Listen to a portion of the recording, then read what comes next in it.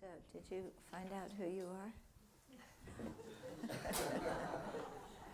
In Buddhism, actually, we're trying to find out who we aren't.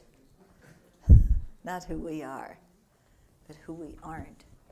Because we have so many ideas on many different levels of who we are. And they're wrong. And we have to realize we aren't all those conceptions. Yeah? And we certainly have a plentitude of conceptions about who we are.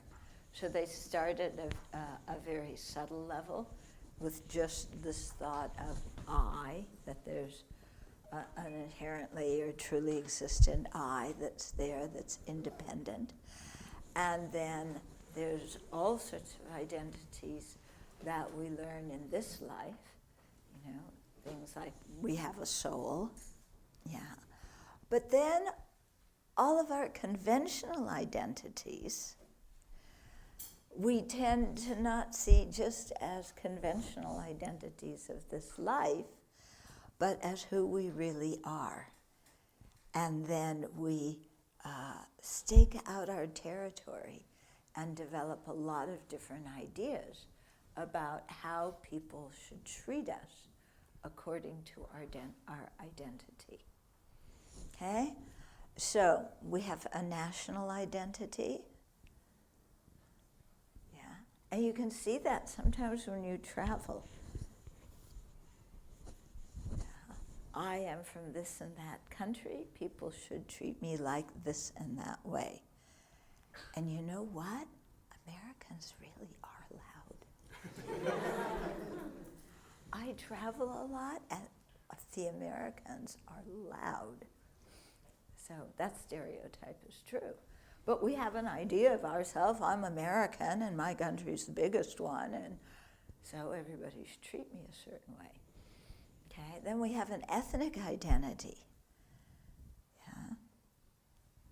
We have racial identities. We have sexual orientation identities. Yeah. We have religious identities, socioeconomic identities, class identities, education level identities, career identities, age identities. Yeah, you name it. We have all these identities. And at different times in our life and in different situations, we cling on to certain identities stronger or weaker. Okay? And so it's very interesting because this, a lot, I think, is what is happening today in our world, is identities are being really emphasized. And you are this. Not that you have, the quality of that. Not that temporarily in this life you're associated with that. But you are that. And then because I am that, I should act a certain way, or shouldn't act a certain way. People should treat me a certain way. Yeah. Or whatever it is. And then we get really upset when other people don't treat us the way we think we should be treated according to our identity. Yeah. So the more we fixate on these small group identities, like being a New Yorker and thinking that, the whole world is New York. Yeah. I gotta tell you, I never saw New Yorkers as like that until this trip. And then everybody's talking about, well, this is at the corner of this street and that street, as if I should know exactly where that is. Or you take this train or that train to get somewhere, as if I should know, you know? It's so interesting. It's like, well, New York is the center, and everybody must come here at least once in their life. Everybody wants to be here, because this is the city where you make it, you know, whatever career you want to have. And it's like, you know, people have that identity, and they expect that I should too. Yeah. And I grew up on the West Coast. Yeah? And even, you know, you look historically, you know, this area of the country has some historical identity. You know, you hear different names of towns, and you recognize them from when you studied, you know, history in 5th grade. You go out to the West Coast, and it's like, you know, nobody knows the names of things. Yeah? Our post office address is Newport. Do you know how many Newports there are in this country? Yeah. We are a one stoplight town. Yeah, one stoplight. And that stoplight's between Idaho and Washington. Because on this side it's Newport, on that side it's Old Town. Yeah. Yeah. So we develop these identities and then make assumptions about ourselves and about other people. Okay? Yeah. Walking over here, Carmela and I were discussing, you know, women's identities and how we are not supposed to we're supposed to be able to endure discomfort and not make anybody else uncomfortable. And so we were talking about being on the subway or being on trains and men pushing up against you, and how, what do you do? Because you're not really supposed to say anything, because you're supposed to be a sweet woman. You know? And yet some guys standing too close and it's uncomfortable. Or you're on a plane and he's like this. You know, and you're like, excuse me, do you want to pay for half my seat? You're taking it.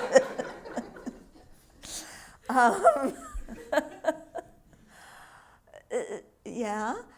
So we have these things, and you know, then people really, like we were talking yesterday about trauma, you know, and how it's easy to develop an identity of being a trauma victim. Yeah? And people, you know, the Tibetans who were traumatized don't go around talking and saying, I'm a trauma victim. But here, you know, almost the first time you meet somebody, that comes out in conversation. Yeah.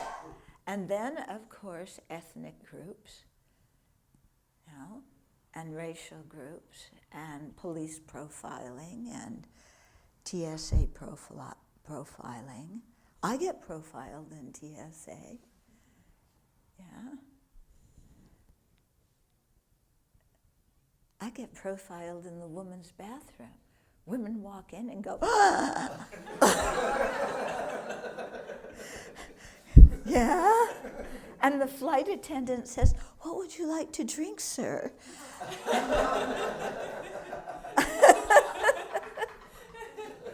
And, yeah. And, you know, and then, I mean, just identities getting projected on you. Often, this has happened several times. I'm getting on a plane or something, and some woman will come from behind and put her hand gently on my shoulder and say, don't worry, dear, when the chemo stops, your hair will grow back. Yeah, and it's met with so much kindness. But, I'm having an identity projected on me. I don't turn around and go, why are you projecting that into me? Now you're so insensitive. It's just, I think, wow, that was so kind. Yeah? Or somebody else in an airport, I was sitting there one day, and somebody's walking towards me with a smile, and I'm going, oh, it looks like they know me. And I meet so many people. I'm really bad that way. And I'm going, okay, where do I know that person? I can't remember where I know that person from, but they're acting like they know me. And they come up and they say to me, they lean over and they say, it's Jesus. What am I supposed to do with that? Yeah. Am I supposed to say hallelujah? Or I don't know. Yeah?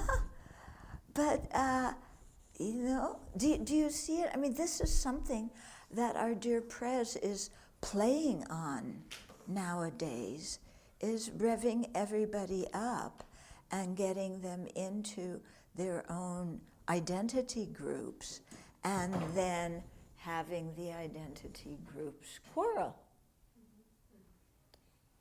Yeah? Because, you have all these identity groups, and now white men are the minority, and they're persecuted and they're judged. Oh, dear. So they have to be, join the Proud Boys. That's on the West Coast. It's you have them here too, though, I know, but Oregon really gets them. Then, they have to join a white supremacist group or join the Proud Boys or something, because now they are the persecuted group. Yeah. And it's very strange. I'm sure you're all being very polite and not calling things out at me, but on the West Coast, they aren't always like that.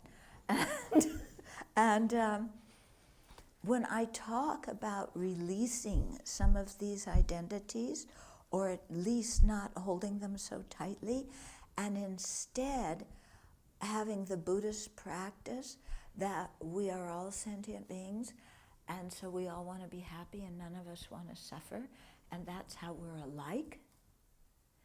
When I teach that as a Buddhist practice, people are okay. As soon as I relate it to current issues like identity issues and start talking about releasing the tightness with which we hold our identities, people get so mad at me.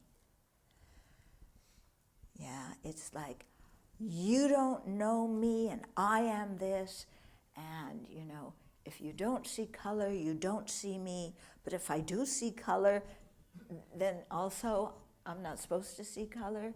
And I was asked to give a talk about women in Buddhism, and somebody said, who is the person that you want to be like the most? And they were expecting me to say Machi Glaptran or Tara, and I said the Dalai Lama. Oh, did I hear about that afterwards? I wasn't supposed to say that because I was a woman, and I was supposed to, think in a certain way or be in a certain way. Yeah? So it's, yeah. I'm surprised nobody's yelling at me. I haven't called for questions yet. But really, it's amazing how, before everybody got put in boxes, but now we're not only put in boxes, but we put ourselves in boxes. Yeah? And then we become very sensitive to certain things. Yeah? That if we didn't put ourselves in those boxes, maybe we wouldn't be so sensitive to. Because at this one place, wow, in a few talks I've given, people have gotten really agitated.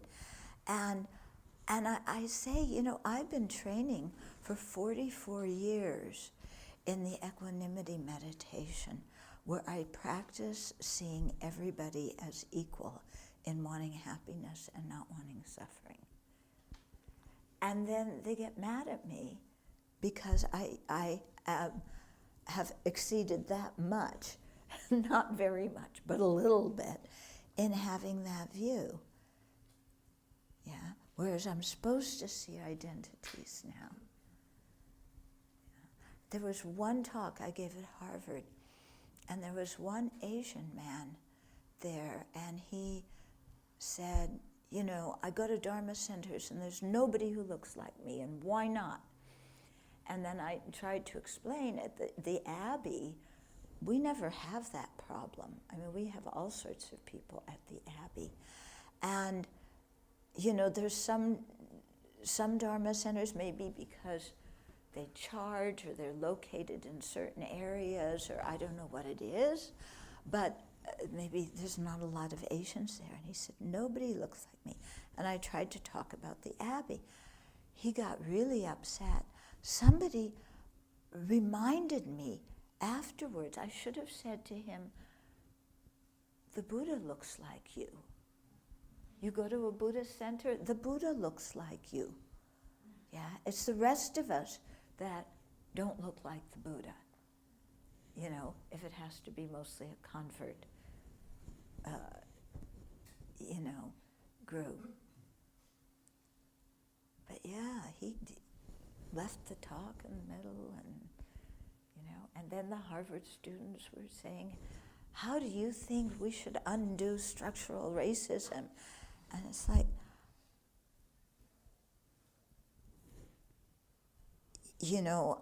I don't approve of structural racism. I'm against it.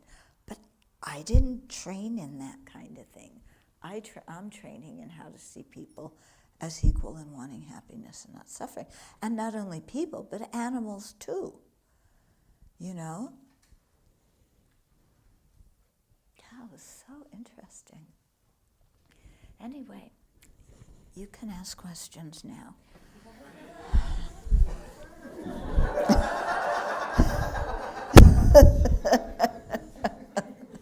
Yeah.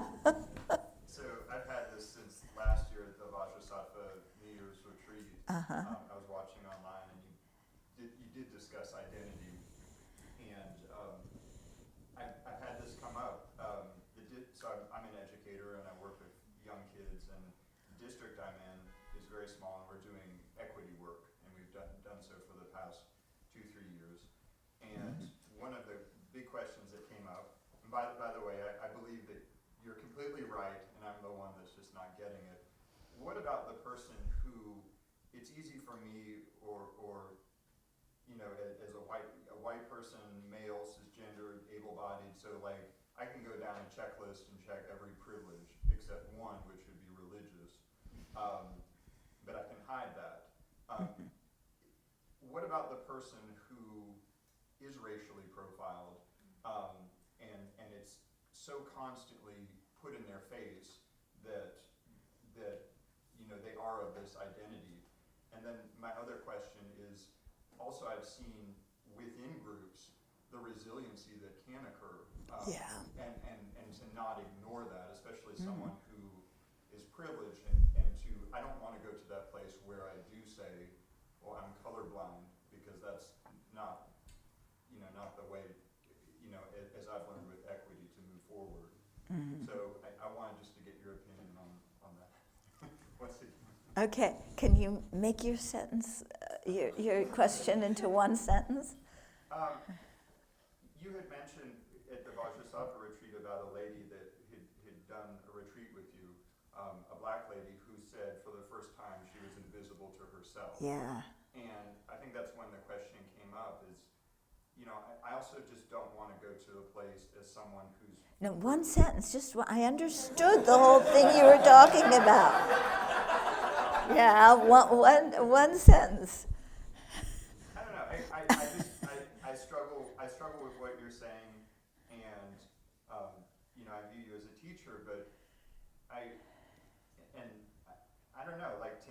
kind of comes off, and I'm not trying to be critical of you, as sort of like a privileged perspective to say, to come from the place you're coming from. Yes, I see I see that everybody as respectfully. equal, so I don't realize my privilege. Yeah, There's because, this part of me that's like, yeah, no, you're not the only one. how dare she? I have a lot of woke friends who you know, my West Coast liberal Buddhist friends who tell me that I don't understand my privilege. I don't know.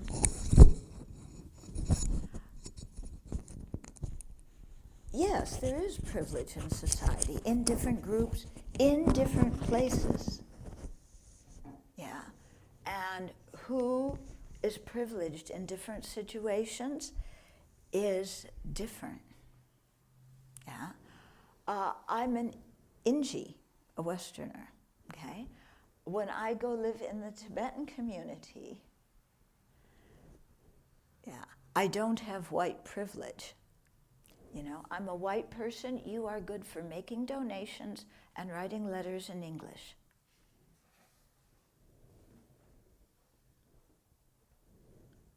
Yeah. I don't have much money, so I'm not able to get close to certain lamas. Yeah. I'm a nun. Look for the back row. Yeah, where you can go sit. So,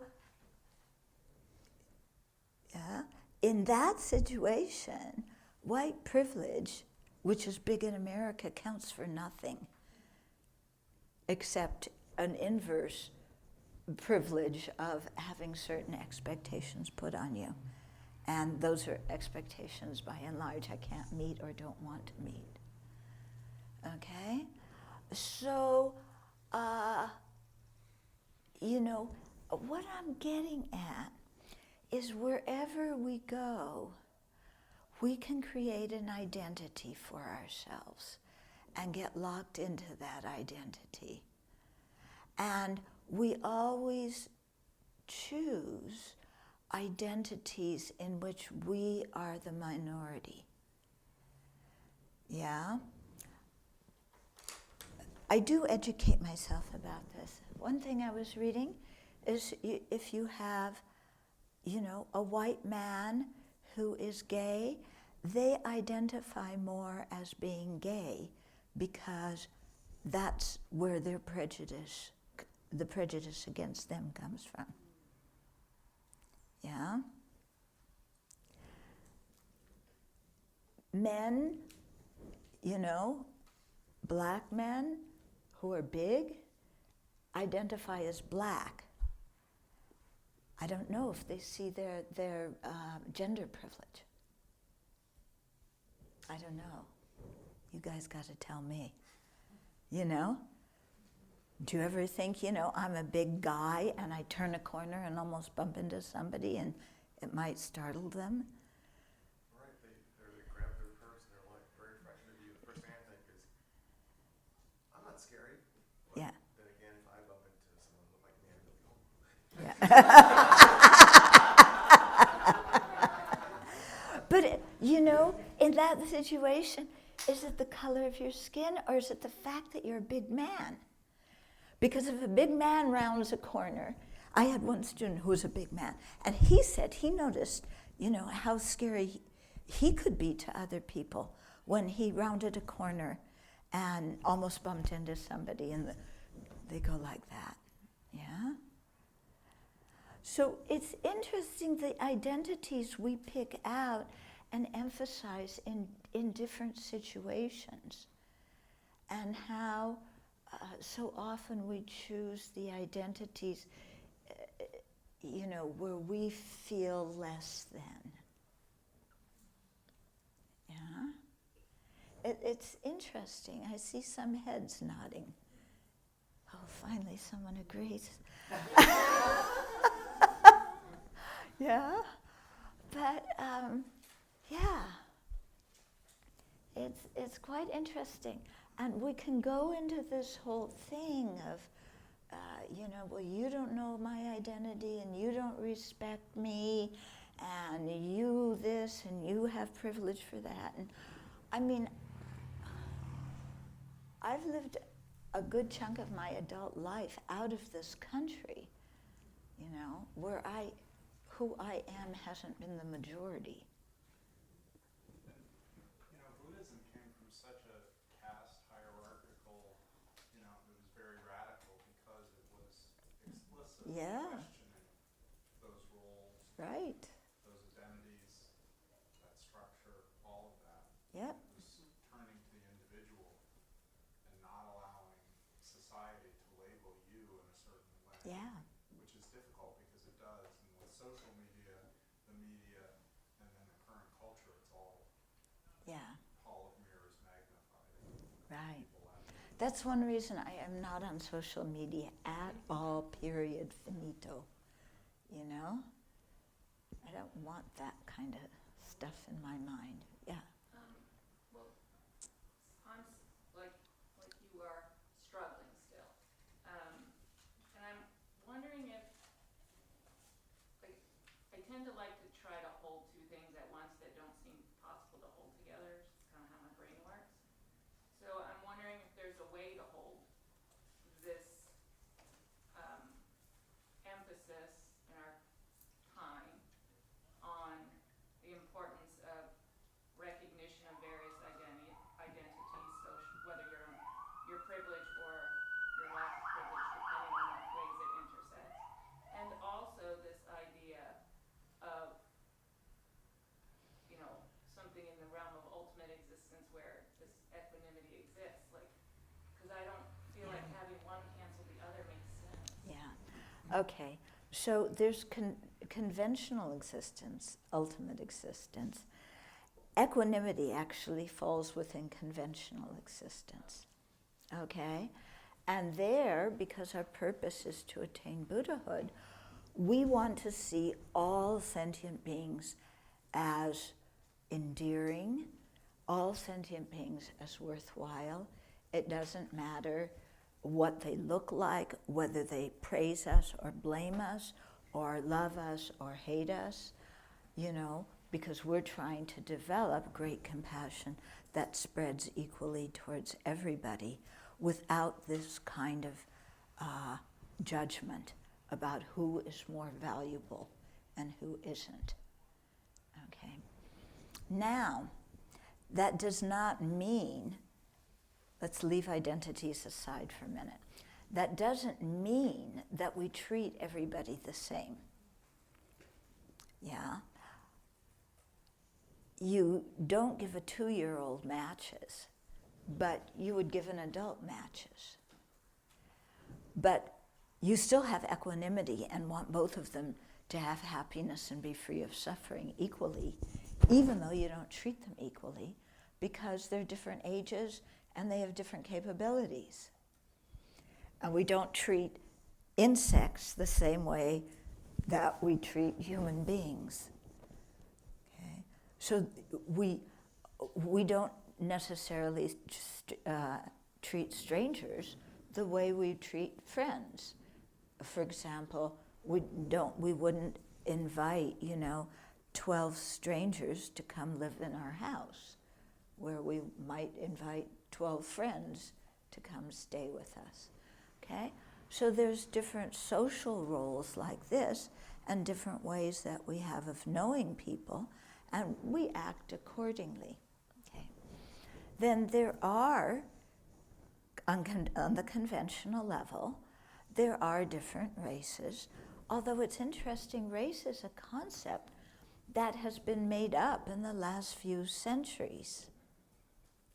Yeah, isn't that interesting? Okay, so that shows us that race is something created by the human mind. It's not something innate in a person. Okay, there's no racial gene. Yeah, there's the human race, and that's it. But we invent the idea of race, and then we make a big a big thing about it. Yeah. Right now, we have the whole thing with people, Latinos coming into the country, and some people going, they're foreigners, and our dear president, the way he speaks is just unbelievable to me. But, why are we making such a big deal? Yeah. And I guess I say this because I grew up in California, where there's a big Latinx population. And my dad was a dentist, and most of his patients were Latinx, and family friends. And I never thought of this kind of prejudice before, okay?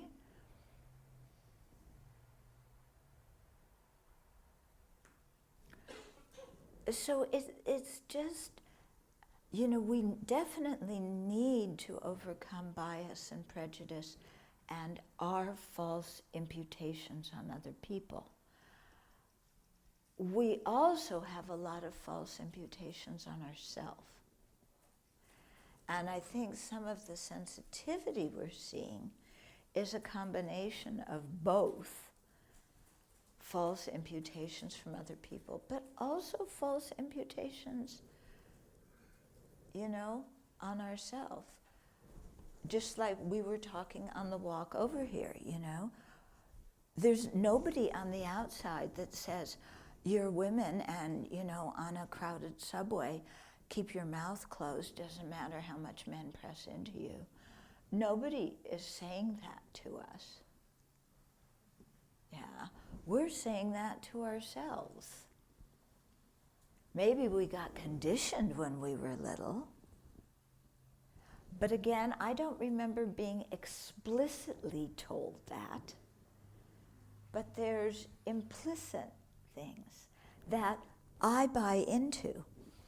And when we were walking here, she said, that you could just say to somebody, please, could you stand back?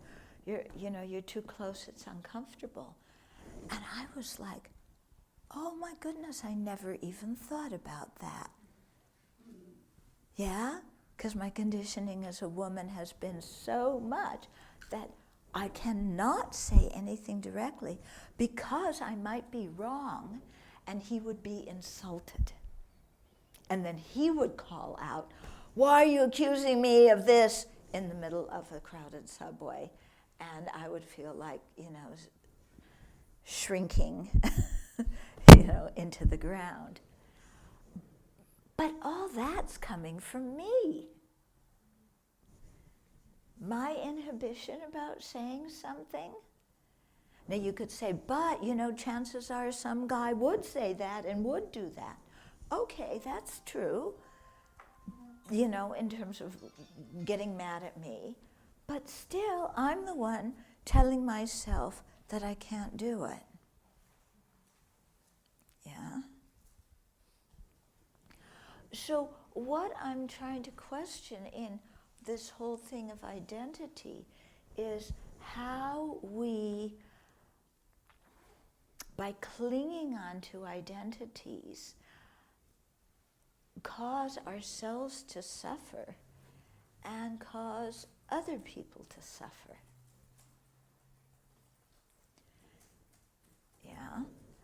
And seeing that and trying to undo that has nothing to do with, in my mind, ignoring privilege. Yeah, because privilege is another conventionally existent thing, and it's there, and you see it. But you can, this is the whole thing, with ultimate and conventional reality.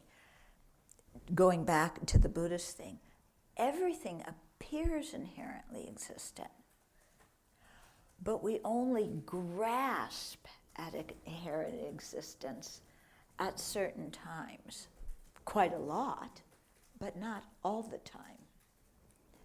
Okay? when we're not grasping at inherent existence, things are just there and we don't make a big deal out of them. When we grasp them as inherently existent, then a lot of judgment and emotions and opinions and feelings come up. And that's what causes the problem. Okay? So what I'm saying with identity is the same thing. Okay, we can look at these things and impute different identities, but we don't need to solidify them and grasp them as inherently existent, so that I am inherently exist. I am an inherently existent whatever. Therefore, you, by being an inherently existent that one, must think this about me, even though we've never talked to each other. Yeah? And I, as an inherently existent this, I'm going to be totally ego-sensitive to everything that I can be that regards my identity. Yeah? The more ego-sensitive I am to these things, the madder I get. The more I push other people away, the more I box myself in. And so, I think we have to work on how we grasp our own identities, and we have so many of them, and then how we grasp others' identities and create problems. And then we see the differences, like you're talking about people who have money and people who don't. And you see that, and that exists, and you do something about it. But having money and don't having money aren't the people. Are you getting what I'm saying at all? Yeah?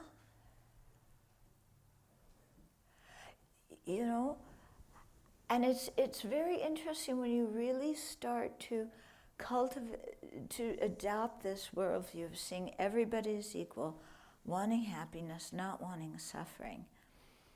And then I start seeing my own prejudice, I see poor people, as suffering, and I see rich people as privileged and arrogant. They don't even need to open their mouth. I have branded them that way. Okay? Then, you're in certain situations, because I travel a lot and, meet different people. And you meet some rich people, and you see, boy, are they unhappy. Yeah? It's like, oh, I never realized how unhappy rich people could be. And some of them are really very unhappy. You're going to go, why? How can they be unhappy? Well, their families sometimes are messes. Total messes. Yeah, big messes. Because the parents are always pressuring the kids to do more and be more and have more. The parents often have substance abuse problems. Yeah, we usually think, oh, substance abuse problems only happen in impoverished neighborhoods. No, impoverished people get caught. The people in the rich neighborhoods don't get caught, but there's just as much substance abuse problem there. Okay? So it is very interesting, when you go into different cultures and see people in different situations and what they suffer from. And everybody has some suffering. And our mind, I mentioned this yesterday, how we could have so much going for us in our life, but what do? We find something to complain about. Yeah? We always, or at least I always find something to complain about. So this is a product of my mind. Yeah? I could notice the qualities of my precious human life and just feel joyous every day, or I could sit there and meditate hour after hour on the patriarchy in Buddhism and how, as a nun, I face discrimination. And the racism in Buddhism, because all you people think that if a Tibetan is here, they are holy. And if a non-Tibetan is here, or I should say if an Asian is here, they must be holy and realized. If they're not Asian, then they grew up with Mickey Mouse just like me. They don't know anything. Okay, that racism exists. It's quite interesting, yeah? So it's like, how to say?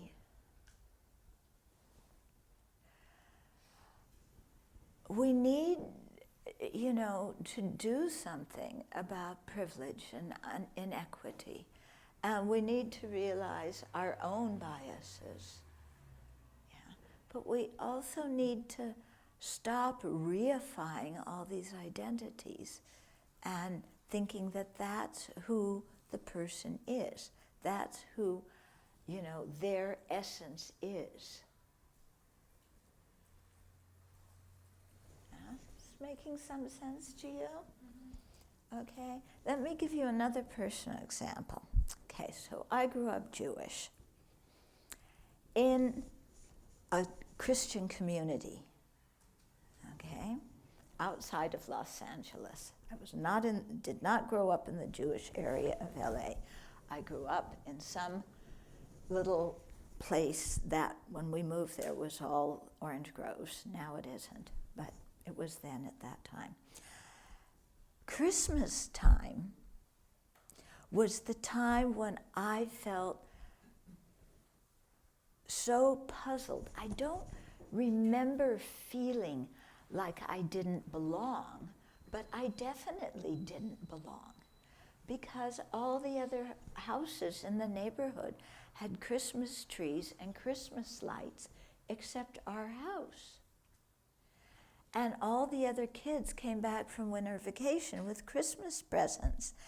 And we came back with dreidels filled with chocolate, which was, an attempt at a non-religious Jewish family to give their kids something, that resembled Christmas. Yeah. And then at school, singing all these Christmas songs, and I'm going, I don't want to sing these songs. I don't believe this stuff.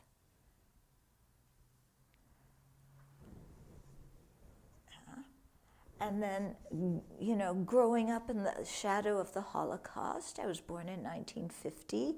The Holocaust had ended 5 years before my birth, and that shadow is there. And then in 7th grade, during current events class, one boy is saying, "Why don't you go back from where you came from? You don't belong here." Because I was Jewish. And I came from a non-religious family. Okay? So I grew up and I said, those of you who grew up Jewish will understand. You grow up with a persecution mentality. Yeah. when I went to Israel to teach in 1997, they were interviewing me for the newspaper. And the interviewer said, are you Jewish? I mean, he had heard about my background. He said, are you Jewish? And I said, well, it depends on what you consider Jewish. And another woman there said, the next time they kill us, are they going to come and get you too?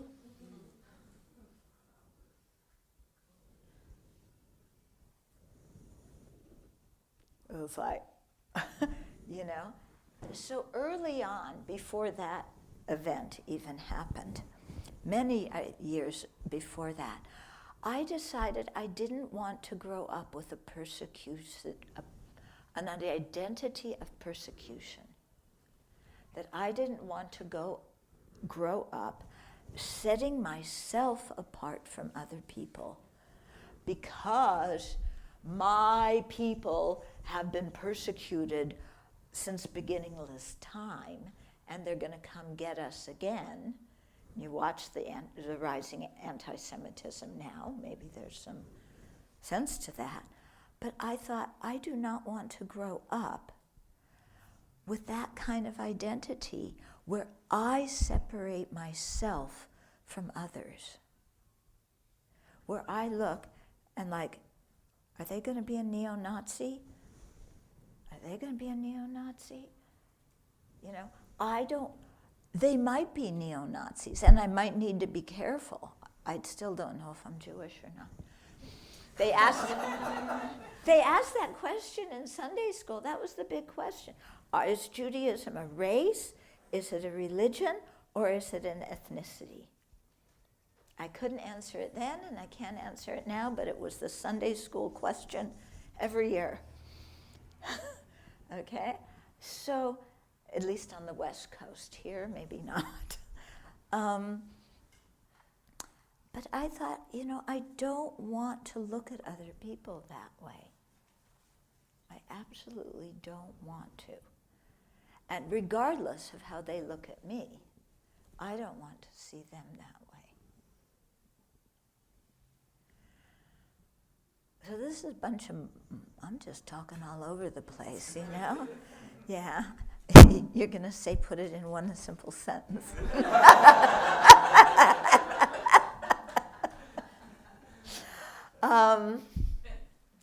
Okay?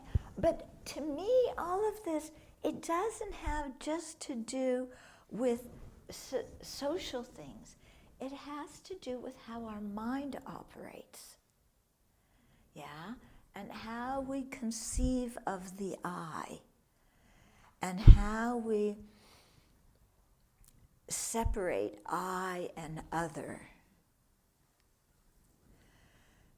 And there's so many meditations in Buddhism. I mean, there's one where you're equalizing self and others. Not just having equanimity, but equalizing. And another one where you exchange self and others, where you imagine becoming everybody else, and they're all looking at you and seeing this selfish bum who pretends to be a practitioner. And then you try and defend yourself, and it doesn't work. Yeah? So to me, this is all about, you know, how does the mind work? We talk about, you know, conceiving and designating. And that's how the self exists. We conceive, we put the body and mind together, we designate I. But in society too, based on different characteristics, we conceive of a group and we designate. And then we project all sorts of stuff. Okay? Even just labeling I, we start projecting all sorts of stuff. You know, as soon as I label I on these aggregates, all my rules of the universe are in play. Everybody has to like me, nobody can criticize me, everything needs to go my way, everybody has to agree with me. Glad you people are doing that. You know, I label I, and then this whole self-image of how I expect other people to relate to me. Yeah. And how I expect to be treated, and what I like and what I don't like. And I know when I go to conferences, men are going to mansplain over me. Yeah? I had to learn that word. Yeah? I knew it very well. It had happened many times. I didn't know the word for it. Okay? So, new vocabulary word. Yippee. Yeah. So I go in to a situation where I'm one of a few women and I'm ready, I'm primed. I'm primed for mansplaining. I'm primed to being ignored. Yeah, I'm all ready for it, but I'm too polite to say anything. Yeah, because I might misinterpret their things and then they'll get mad. So, this is the mind, how the mind works. These people haven't said anything. Yeah. I'm going to a conference in India in December. I looked at the whole list of speakers. They've got to have, I would say, about 25 speakers. Aside from the Geshis and the PhDs, I'm the only one. I'm the only person that doesn't have a Geshe degree or a PhD. Yeah, I'm one of 4 women speakers. Yeah. I'm all ready for it. I'm all ready. When we sit together, I get ignored, and da da da da. So I can tell you all about prejudice against women. I'm very familiar with that because I identify with that. Yeah. But you have other identities where you feel prejudice, and I can't tell you about your identities and the details of how they work. But I know the experience of being prejudiced against. Yeah, that experience I know, although I don't know the details of how yours works. Is that making some sense? Yeah. So I think I better be quiet and give you a chance to say some things. Yeah. So basically, what I'm understanding is, and I have a funny thing because my boyfriend is African American, so we go skating, and I know you talk about skating a lot, but we go skating, and it's mostly black people. Like I'm one of 2 white people, and a few times I've had this situation where they, even though I'm a good skater, as good as he is, or maybe better, but they will talk to him and not to me. And so I caught myself actually being very defensive about it and going like, well, I'll never be a part of this community because, I'm the only white person, and so they're nice and accepting, but to a certain degree. Mm-hmm. And I felt that I was like really getting caught up in that, and that was really affecting my experience. And so I told myself, okay, this is not how I'm gonna live it, and just try to, when I saw that thought coming up, think about the other things that were good about their experience and their point of view, and maybe whatever was going on, it's their thing. I'm not, I can't just go there and expect, full acceptance or to be one of, because they have history and everything else. So on one hand, on an individual level, it's like, okay, I can just decide that this is not going to be a thing, even though there may be some truth to it. I can just decide it's not a thing for me. Mm-hmm. Yeah, you can ignore it, but ignoring it, deciding it isn't a thing for you is part of it. Then you have to do the equanimity and equalizing meditation so that you are friendly and kind and interact, and you don't retreat by thinking, I know what they think of me. Yeah, so that part of it, of, not just saying, oh, I don't belong, but being, being a human being relating to another human being. Yeah?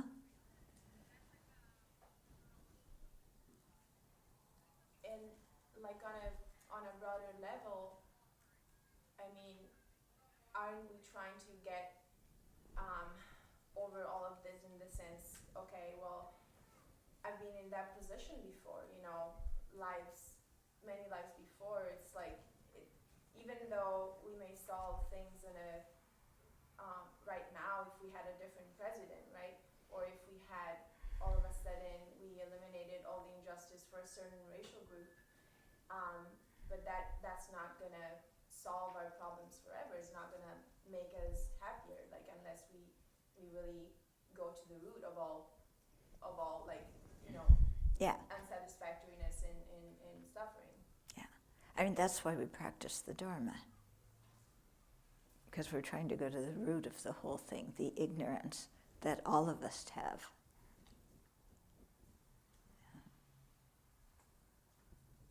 Okay? So, in the best of world, we should have no identity and we should see each other as just humans. So what should we think about now? We're actually going to the other direction with sexual orientation, for example. Where now we're breaking it down even with more identities. Yeah. Is that a good thing or that a bad thing? I don't know.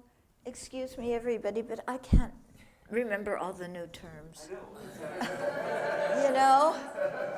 So, okay, so you can hate me for that and tell me that I'm I don't see my privilege. But I really, yeah, because I have privilege because I'm straight. Actually, I don't have sex at all, so, it doesn't even matter. Yeah, no, see, everybody's prejudice against celibate people, You all think we're denying our sexuality, we're ignoring our feelings, we're going to destroy the human race because we don't have babies. You're prejudiced against us. And there is a lot of, in the Buddhist community, there's a lot of prejudice against monastics. Not in Asia. People respect the monastics. Here, even Western Buddhist teachers will, yeah? So don't you really?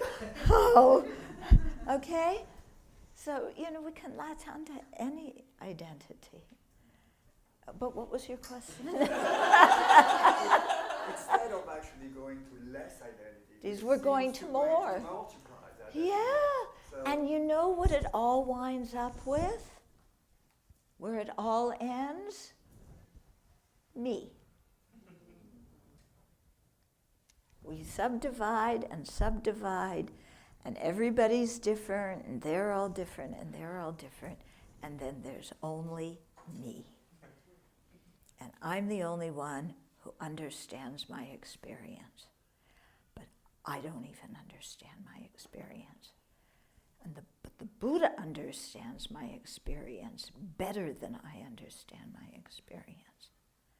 But the Buddha doesn't look like me. So what? Yeah, we can drive ourselves crazy because you look, there's all different shades of white people. Have you ever noticed? And there's all different shades of black people, and there's all different shades of brown people. And then you get into people who can pass for another race. And then some people think, oh, you're so lucky, you can pass for another race. But other people say, oh, you're just, you're neglecting us, you're a traitor or whatever. So I don't know. I just meditate on equanimity and equality. You know? Really, because the rest, I mean, you divide people up, and it all comes back to me. Uh-huh. You know, I was thinking sort of along these lines. I mentioned to you before that I have 15 grandchildren. They're multi-ethnic, gender fluid. I have one of my grandchildren identified as being gender neutral and wanted the pronouns of they and them. And I actually found that a remarkable and wonderful exercise in acceptance. Mm-hmm. And that to me, I was going to ask you, what is the relationship of acceptance with this?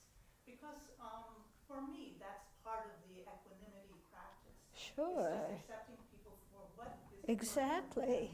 and their identity. Exactly. And stop trying to make people into what we think they should be. Exactly. Yeah, I mean, they are what they are. And see, that's another function of conceptualization, how we have concepts of how we want other people to be. Yeah, who they should be, how they should act. And that exercise of they and them was Uh-huh. fantastic, actually. Huh. Because then you're not identifying them with those labels that you assume they should be. Yeah. Yeah, and then they can, play with trucks and play with dolls. It's like, I find both of them boring. Really, as a kid, I thought both of those. Yeah. Uh-huh. I was thinking about a comment you made yesterday from that book, Tattoos on the Heart. Excuse me, could you speak up, please? Yeah. Sorry. Venerable had referenced this book, Tattoos on the Heart, and said that the gentleman who wrote it made this comment about, I have given away the advantage. Yeah, I gave up my advantage. I was thinking about that phrasing and, what it would feel like to live in that way. And so I'm still thinking, but one idea that came to my head was from the 8 verses, which is, accepting defeat and offering victory. And I was thinking, is that the way to think? Is it pointing at that, or is it pointing at some other type of idea? I think the verse about whenever I'm with others, I will see myself as the lowest of all. And, that's the other verse. That's not the victory verse. How does it start? When I have it memorized. When others... Yeah. What's the first line? When others... No, I think that one comes later. Anyway, there's a verse in the 8... yeah, that talks about giving the victory to others and accepting defeat. When others out of, that's the way it's talking. What? When others out of envy, keeping madly with the Jews, men, and so on. I shall accept defeat and offer The victory to them. Okay. Others out of jealousy, mistreatment, abuse, slanders. Okay. So that verse is totally un-American. Yeah. What American would accept defeat and give the victory to others? Yeah. I mean, that's our culture here, isn't it? We are the one superpower. So I'll come to your question, yeah? But we start off with that, we are the one superpower. We never accept defeat and offer the victory to others. And especially with this president, yeah?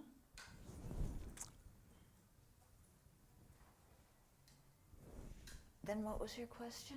So when he said, I have given away my advantage. Right. And I was thinking like how that would feel to relate to people from that perspective. And so Yeah. So that verse popped in my head, but I wasn't sure if I was going in the right direction Okay. or if he meant something else. Okay, I think all the verses in the eight verses of thought training they're all putting us in the direction of equalizing self and others and cherishing others more than self. So they're hitting at that same thing from different perspectives, hitting at all the different, not all the different ways, but at some of the different ways in which we don't see others and self equally, because, they have harmed us in one way or another. Either directly, indirectly, structurally, personally. Okay, I think all the verses are going there.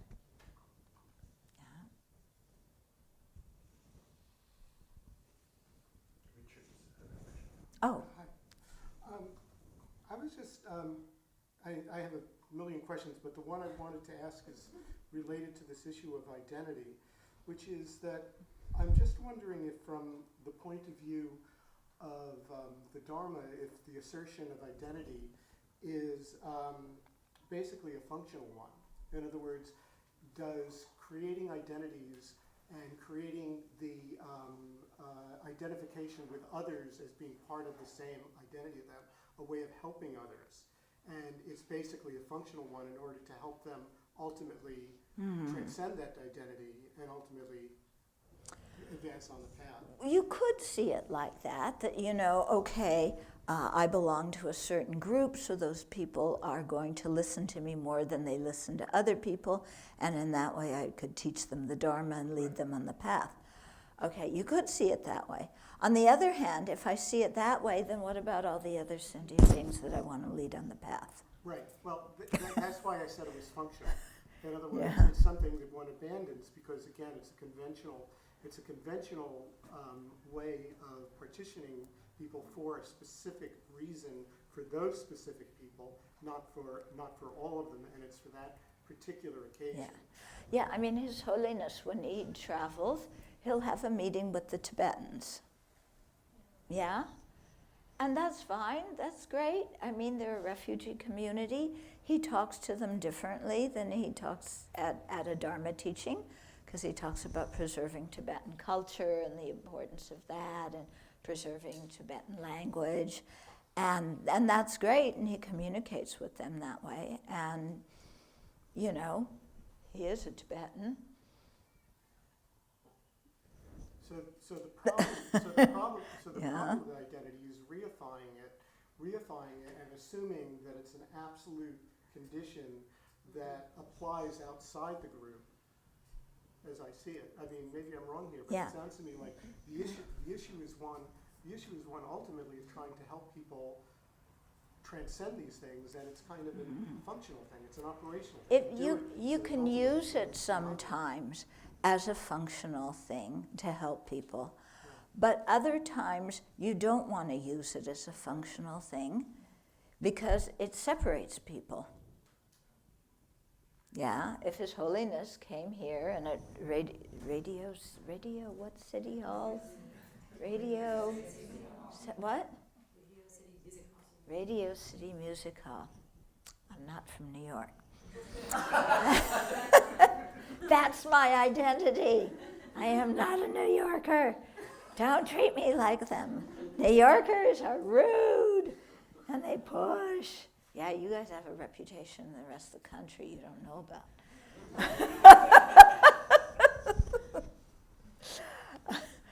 Okay. Oh, it's true.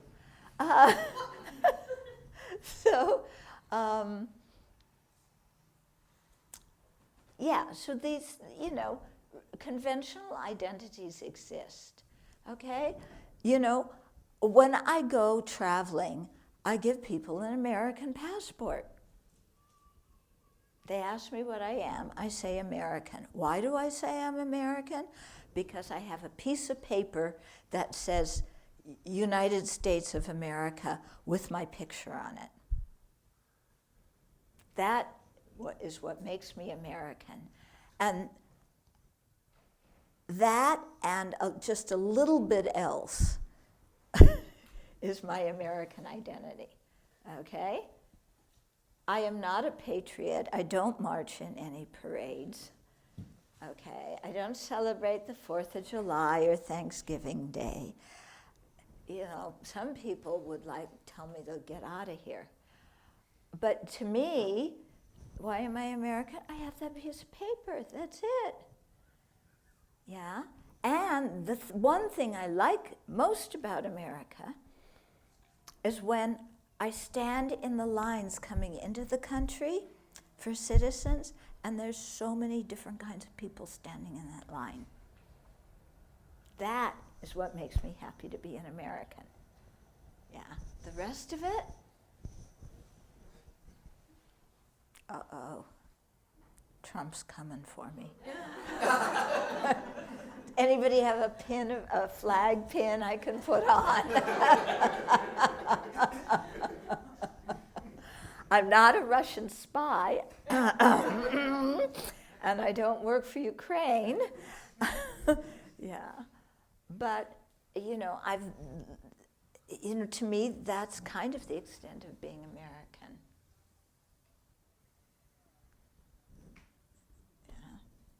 Yeah. So, I apologize because this may just be so obvious to everyone, but it keeps coming to me. It's like, particularly when you talk about the New Yorker, it's just an interesting thing. So, I'm from Pittsburgh, and I say, I'm not a New Yorker.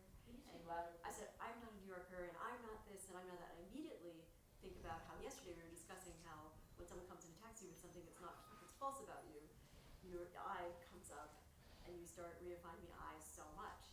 And so I keep thinking about, and I think that's like, I'm just saying the opposite at this point. Yeah. It's like, that's the trick with the identities, right? That you are redefining your I, and it is sticky because when you have this, culturally, it's a mess. Yeah. But I'm using the Yorker one because it's simple and it's kind of innocent. And it's like, I don't identify with that. You're falsely accusing me of being rude and all these things. I don't really think this. But the I is just very present. And then I think, oh, well, this is the exact same thing, but in a group way as opposed to an individual way. Yeah, completely.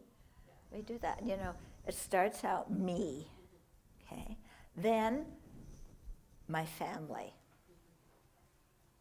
They're the next most important ones. Then whatever groups I happen to identify with.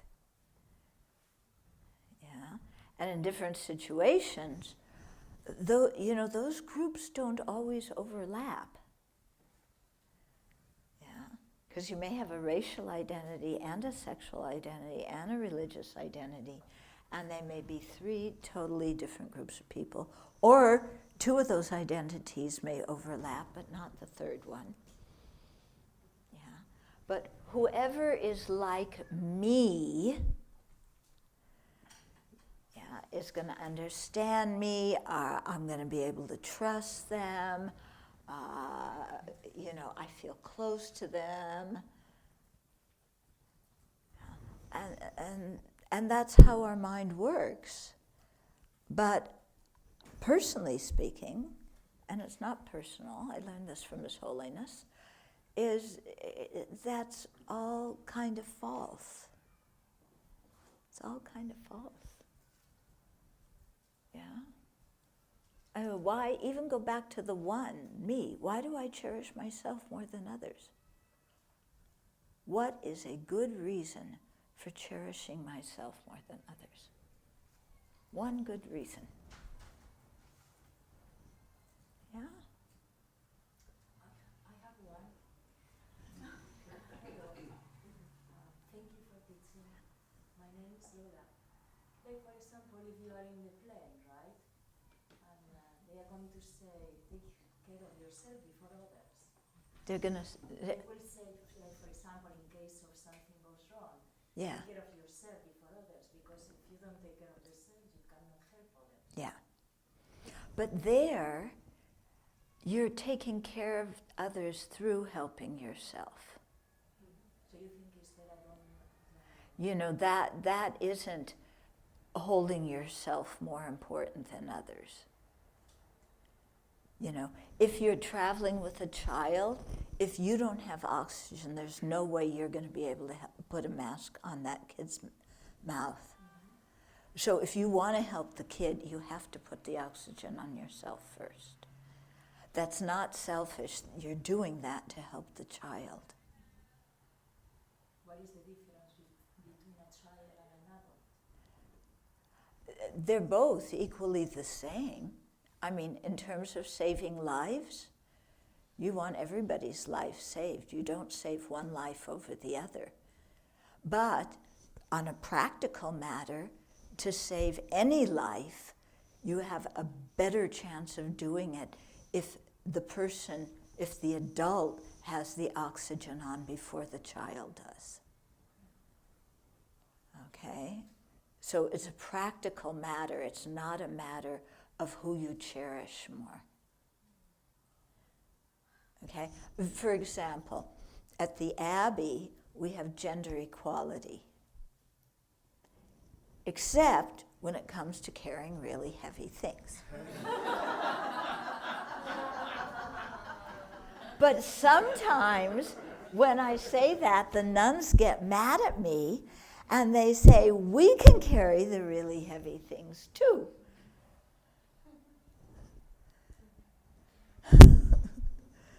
Okay. Yeah. Have you been in South America and having this kind of discussion about identity? I've taught in Mexico and Guatemala and El Salvador, but I haven't had this discussion there because it was years ago when I taught there, and this issue wasn't as prominent Been back far then. to the south. Hmm? Peru, Colombia, Ecuador. No, I haven't been there. Because it's interesting when you talk about identity over there. It's a completely vision. We are struggling still with history. So we are not at this phase of who am I? It's about who we are still. You know, so many things are going on over there. Pompeo was there in Ecuador just a couple of months ago. So you're talking about people having a... Again, and we have a very basic discussions about identity. This reminds me to Maslow. What would be the priority? Yeah. There? Yeah. We have a different kind of priorities. Right. Completely. Yeah. So you all need to understand what's going on in this world. You have to take into account what is going on over there. Yeah. That's very interesting. And then you change eventually the vision about identity. Yeah. And identity is really different in every culture and in every country. As you say, because some places are dealing with history in one way, one kind of history, another place with another kind. Yeah. Yeah, thank you. That felt like a reminder of, I mean, it feels like it would be quite consistent with Buddhist thinking. You can help me with that.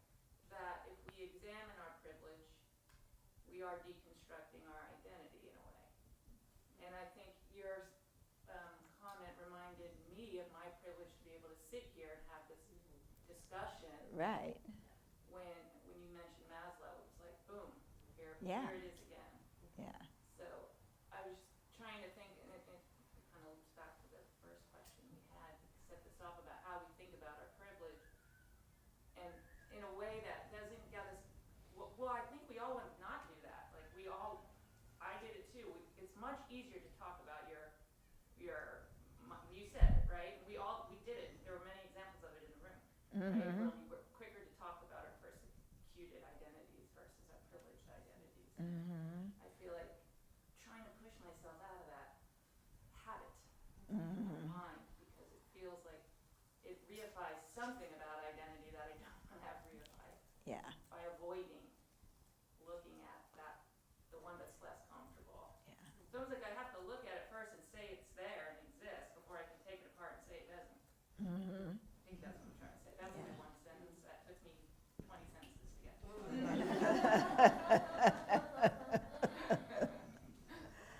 Yeah? I think it's, Dharma to me in so many ways, all angles, it hits on these things, it's suffering, it's cyclic existence, it's reification of the current existence, it's lack of seeing the precious human life and rebirth for what it is under all these different circumstances. And it's reifying and attaching anger, attachment, and ignorance to all of these identities. And the teaching is to it's not easy from any perspective, from any embodied human perspective, to let go of all that, and then try to let go of all that. But that's whether people, you've been in all of these situations where you've been persecuted, and it's an endless cycle. And it just keeps going around. Because the energy of attaching on to this is Yeah. this is hurt, this is pain, all these things, and pushing that away or grabbing onto the other one. Yeah. And yeah, this is the nature of samsara, isn't it? Yeah. This is what we do. We attach to I and mine. And, this is why realizing emptiness is so important, is because then you see that all of this is constructs. Even the idea of me is a construct. In terms of your thing, seeing the privilege we have in different groups, yeah, because in some groups we have privilege, some groups we don't, yeah, but we make the identity out of the group we don't have the privilege in, yeah. But I think what's important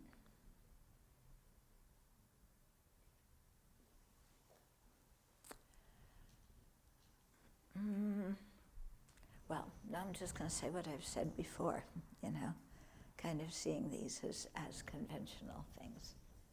Yeah. But, no, I will say this part. I think it's very important to look at our own mind, whether we're conceiving, because privilege is a conception, based on conception too, and discrimination is also based on conception. Yeah, to look at our own mind and watch how our own mind functions about this, but not point fingers at other people. Yeah, because when we point fingers at other people, it only makes them defensive. Just as when they point fingers at us, it makes us defensive. So I've learned in kind of no matter what situation it is, if people don't ask for advice, it's better if I keep my mouth closed. Yeah? Now, you might say, well, but what about pointing out to people that they have privilege? If they're unaware of it in certain circumstances, shouldn't we help them and point it out? I think it depends how you point it out, and to do things in a way that people can hear it. Because we can say the words, but it might have the opposite effect that we want it to have. Whereas if we want to communicate, we have to understand where the other person's coming from so that we can point it out in a way that they can hear it. So it doesn't matter if the person has a substance abuse problem, if they're psychotic, if they're gay or they're black or they're pink and purple polka dotted. We have to communicate in a way that's being sensitive if we want to communicate. If we just want to get our anger out, then get your anger out, but don't expect much from the other person. Hold on a second. Yeah. Because we know when other people put their anger on us, like we were talking yesterday, if somebody criticizes you, do you say, yeah, absolutely, you're absolutely right? Very seldom. But if somebody comes to you and says, you know, I was kind of thinking about this and observing this, and I have a question, and then present something, you know, in a nice way, then we can hear it. Yeah. But if you go up to somebody who has a substance abuse problem and say, you have a substance abuse problem and I'm taking you to detox. Yeah? Are they going to go, sure, I'll pay for the taxi? No. You know, I'm dealing with somebody right now who is psychotic, who thinks that the authorities are certain, you know, following them and breaking into their house, and they're going to get arrested because they did somebody accused them of a horrible crime, but they haven't done anything wrong, and they haven't done anything wrong. But this person is in just this completely paranoid state. And I can't go and say, you know, this is all happening in your mind and you're paranoid and I want to take you to the doctor.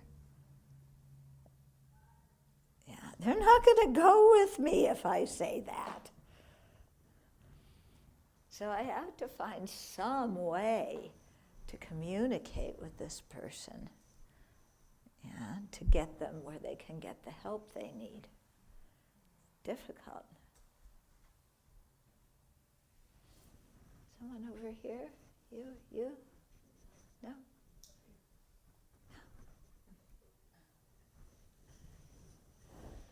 Yeah. Well, thank you, and to everyone.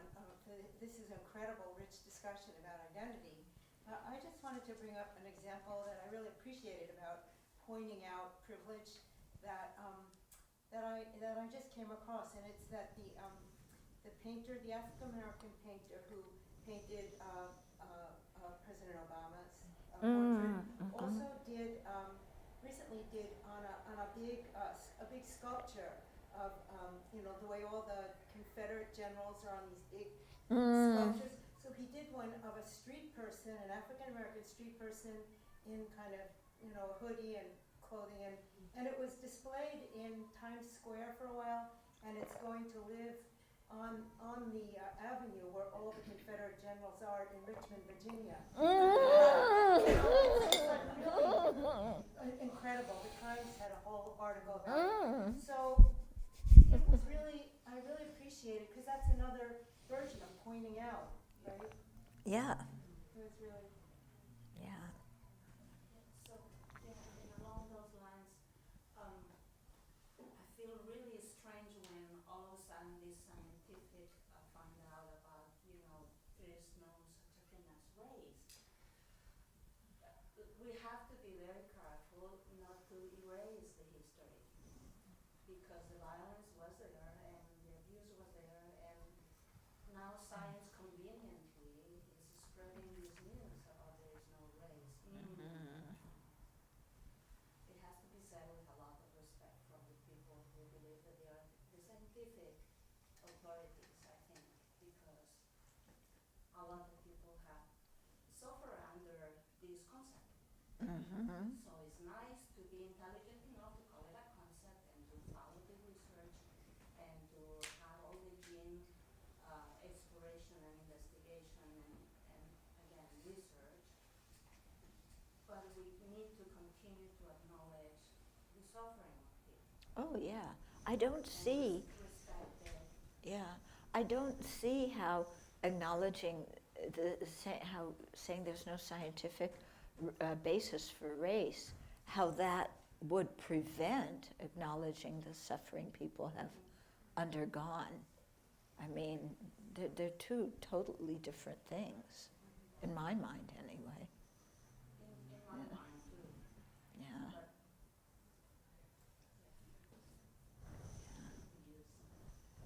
Mm-hmm. So, kind of along the lines with science, so I agree that there's no good reason, I'm fully convinced that there's no good reason that we should cherish ourselves more than others. But I was wondering our perspective, the fact that we have this self-centered perspective, Buddhism says is a function of habit, right? At least in part, but it's also a function of the fact of having this body and the perceptual system that we have and the sense consciousness that we have, right? So,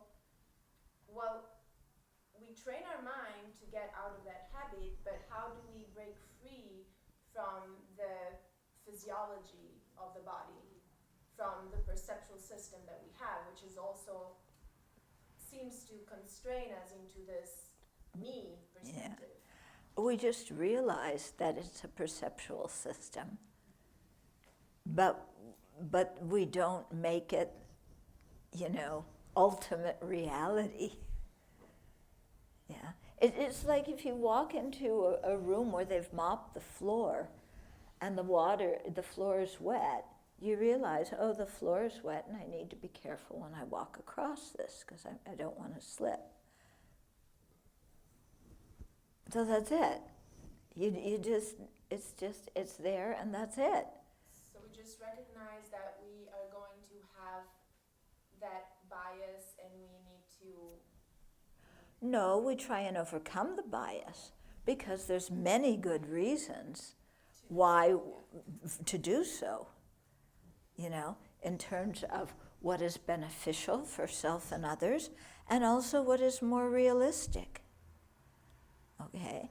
But when we practice exchanging self and others, it doesn't mean I become you and you become me and you give me your whole bank account. Okay. So, it doesn't mean that we become each other in that way. There's are different things. When I go into different countries with an American passport, I have to stand in different lines according to the passport I'm holding. That's it. Yeah? It doesn't mean I have to side with one or side with the other or say Americans are better and, we should have a shorter line because we're Americans and, this and that. I don't have to put all that other stuff onto it. So we're basically saying that the mind and the training and transforming the mind can completely overcome any physiological process that limits our perspective. I think so. Yeah, the Buddha did it. Why can't we? Okay? We realize it's false because even we're trying to equalize ourselves with other living beings. So, talk about having different sense perceptions. I look at my cat, the cats, and they're seeing things that I don't see. Yeah, and I don't think it's because, they're on drugs. Yeah, because they have different senses. And dogs hear things we don't hear. Those things exist, it's just my senses don't do it. And let me tell you, the big thing that helped me break the attachment to my senses and my way of seeing things. When I lived in India at one point, I was living in a Tibetan's house, and they didn't have there was no plumbing in the house, okay? So when you have to do your business, you walk outside and you find a tree or a bush or something, and you do your business and you come back.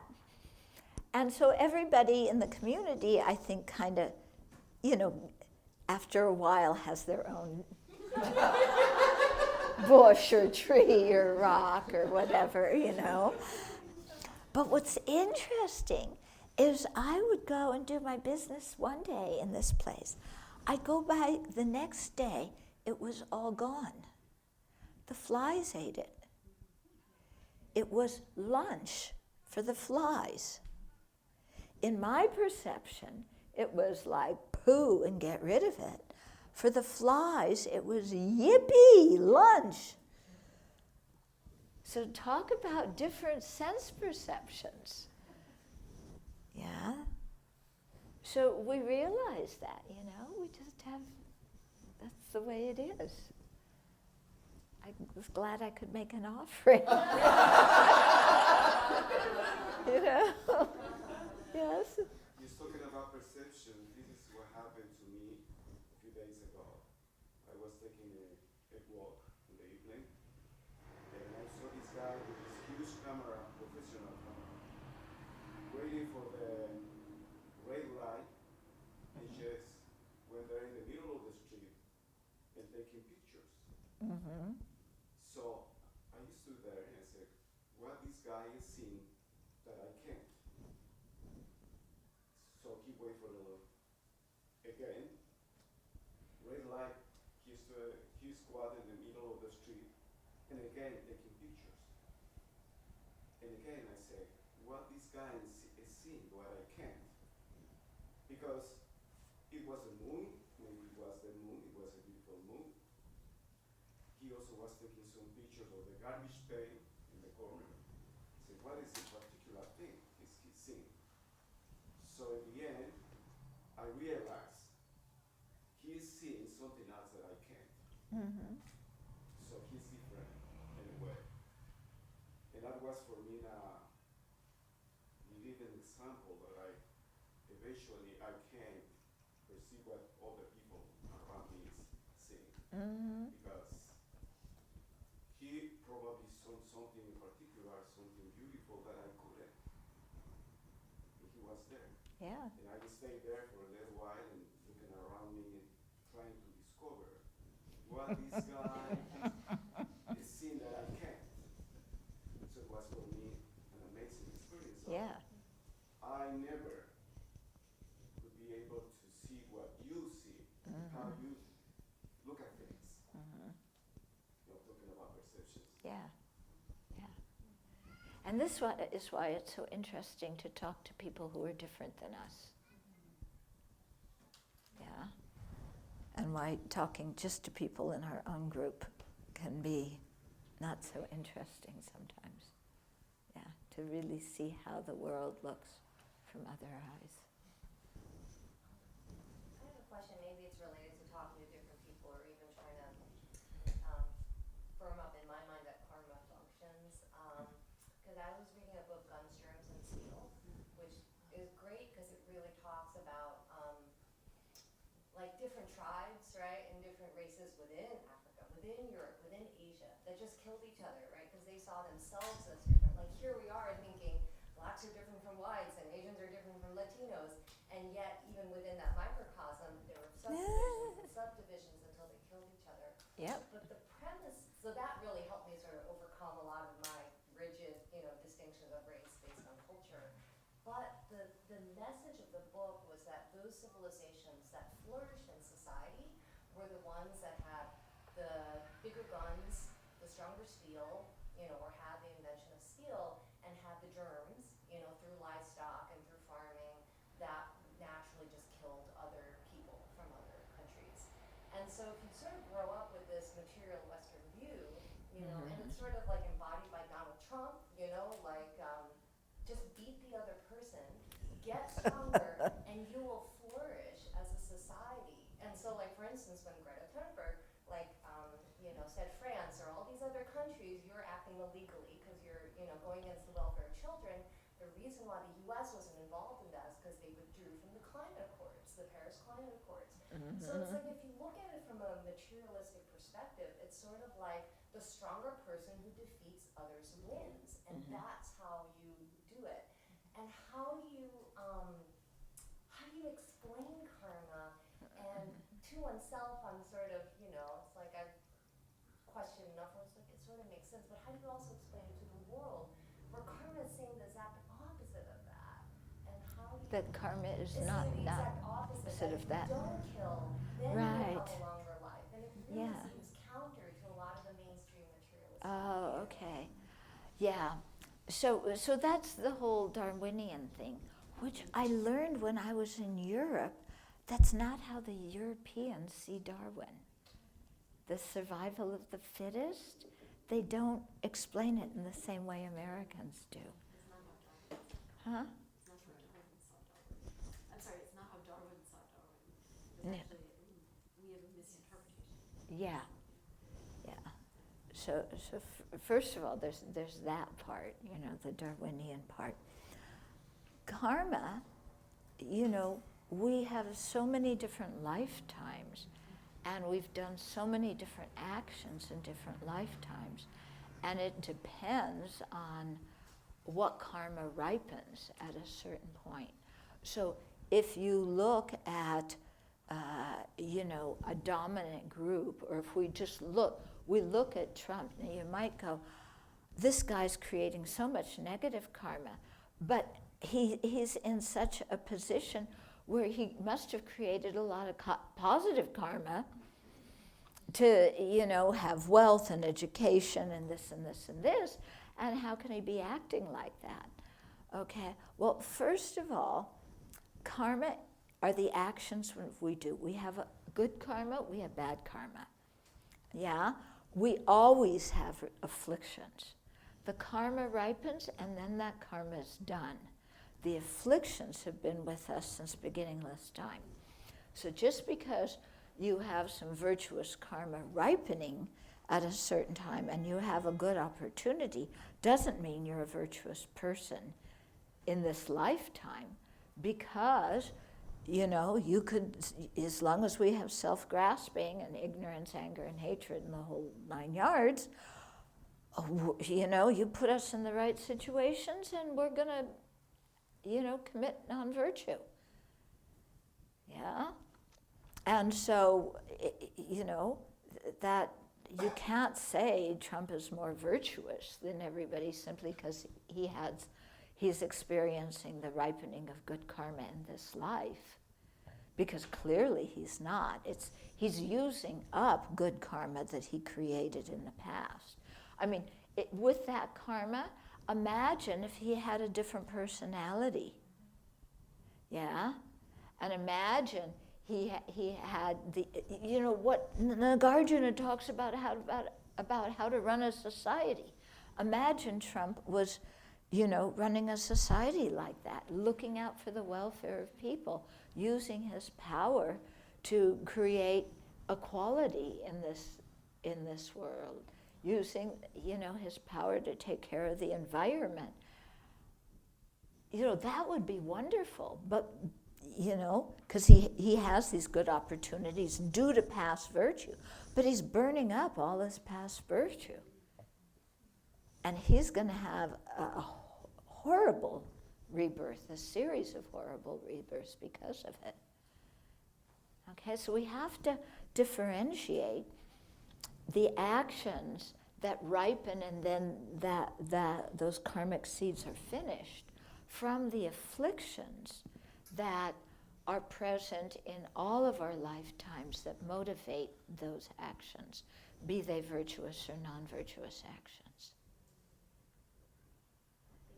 And for a secular person who doesn't believe in rebirth and karma, is there a skillful way to sort of share that good actions lead to good results? Because the opposite seems to be so true. Yeah, and then, so this is a good example of how we have to learn to communicate with people and not just talk at them. Because if you come up to somebody and say, there's rebirth and there's karma and you need to create virtue or else, they're going to say, bye-bye. Yeah. So what I would start out with is talking about what you learn in Buddhism that has helped you be a better person. Talk about something that they can talk from your own experience. You're not putting anything on them, your own experience, and what has benefited you, and then they see that you're a happier person. You know, they begin to think, oh, Buddhism must be helpful. And then as time goes on, you can introduce Buddhist ideas without using Buddhist vocabulary. Okay? So like when that person gets criticized, instead of saying, well, you know, this is your karma from previous life. Yeah, they're going to go, karma, shmarma, you know, get me out of here.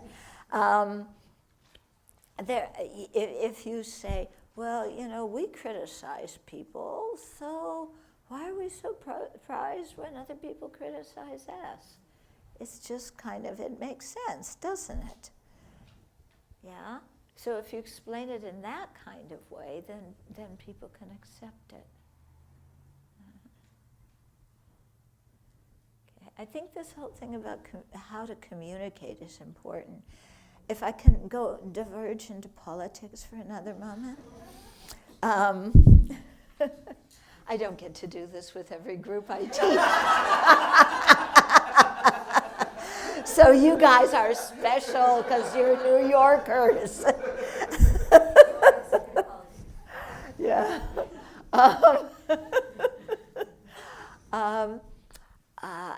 Ilan Omar, yeah? You know, and AOC. And a lot of their ideas, not all of them, but many of them I agree with. But they're shooting themselves in the foot by the way they're expressing their ideas. Yeah? If they express their ideas in different language, in a different tone of voice, in a different way, at a different time, a lot of people would respect them. But I think the way they're doing it is pushing people away. Yeah? That's my personal opinion. And so I look at that and I think, okay, this is a lesson for me on what I say to people at what time and how I say it. Because the object is to communicate, and communicate means the other person understands what I'm saying. Communicate does not mean that I get it off my chest. Yeah, communicate means I take in mind who the other person is and try and explain things in a way they can understand. Otherwise, I'm not communicating, and I may have wonderful things to say, but people turn away. Mm-hmm. I do have a related question about that, because I do have friends who really love her, you know, or people, or they loved it when Greta Thunberg went very emotional in front of the UN, and it's sort of like firing up her base. Yeah. Because American politics is so divisive right now that it's energizing people. Because there's almost not enough loving kindness in the country to like stir people. Like I haven't seen any politician that's as strong as like Martin Luther King was in terms of love and ferocity. And so in a way, there's been a debate whether is that like the lesser of two evils or delusions that's beneficial for the country right now to stir up that movement that's counter to the other movement, or is it better to maybe speak more harmoniously but not get enough attention, or I don't know about you, but I think all this firing people up is burning people. Yeah, I think it's ruining the country because people can't talk civilly to each other anymore. Yeah, everybody's playing to their own base. And then that's more me and my little group. Yeah, and then there's so many me's in my little groups, and then we can't get along with anything. Yeah. I think that there's a universalist type of perspective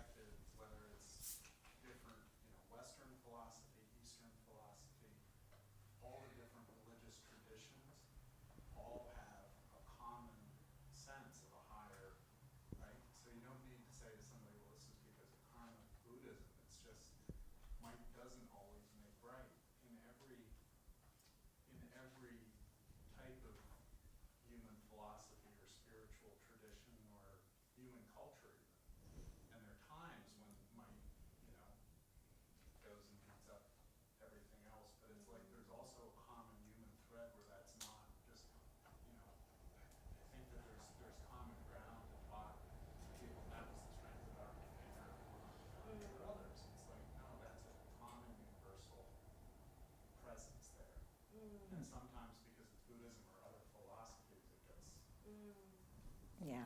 brush aside. Yes, I mean, from my heart, I Yeah, completely yeah, agree, yeah. but it's just like, there Yeah.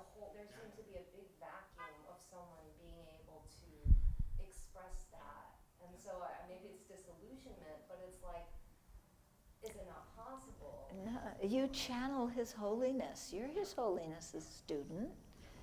You know, you listen to what He says, you think about it, it becomes part of you, and then you automatically express it. You know, when you're talking about the might makes, you know, those are the people who dominate in every culture.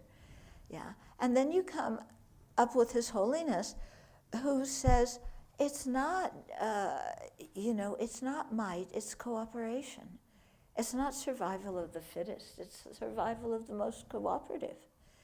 And then he starts talking about ants and bees and how ants cooperate with each other for the benefit of the whole anthill.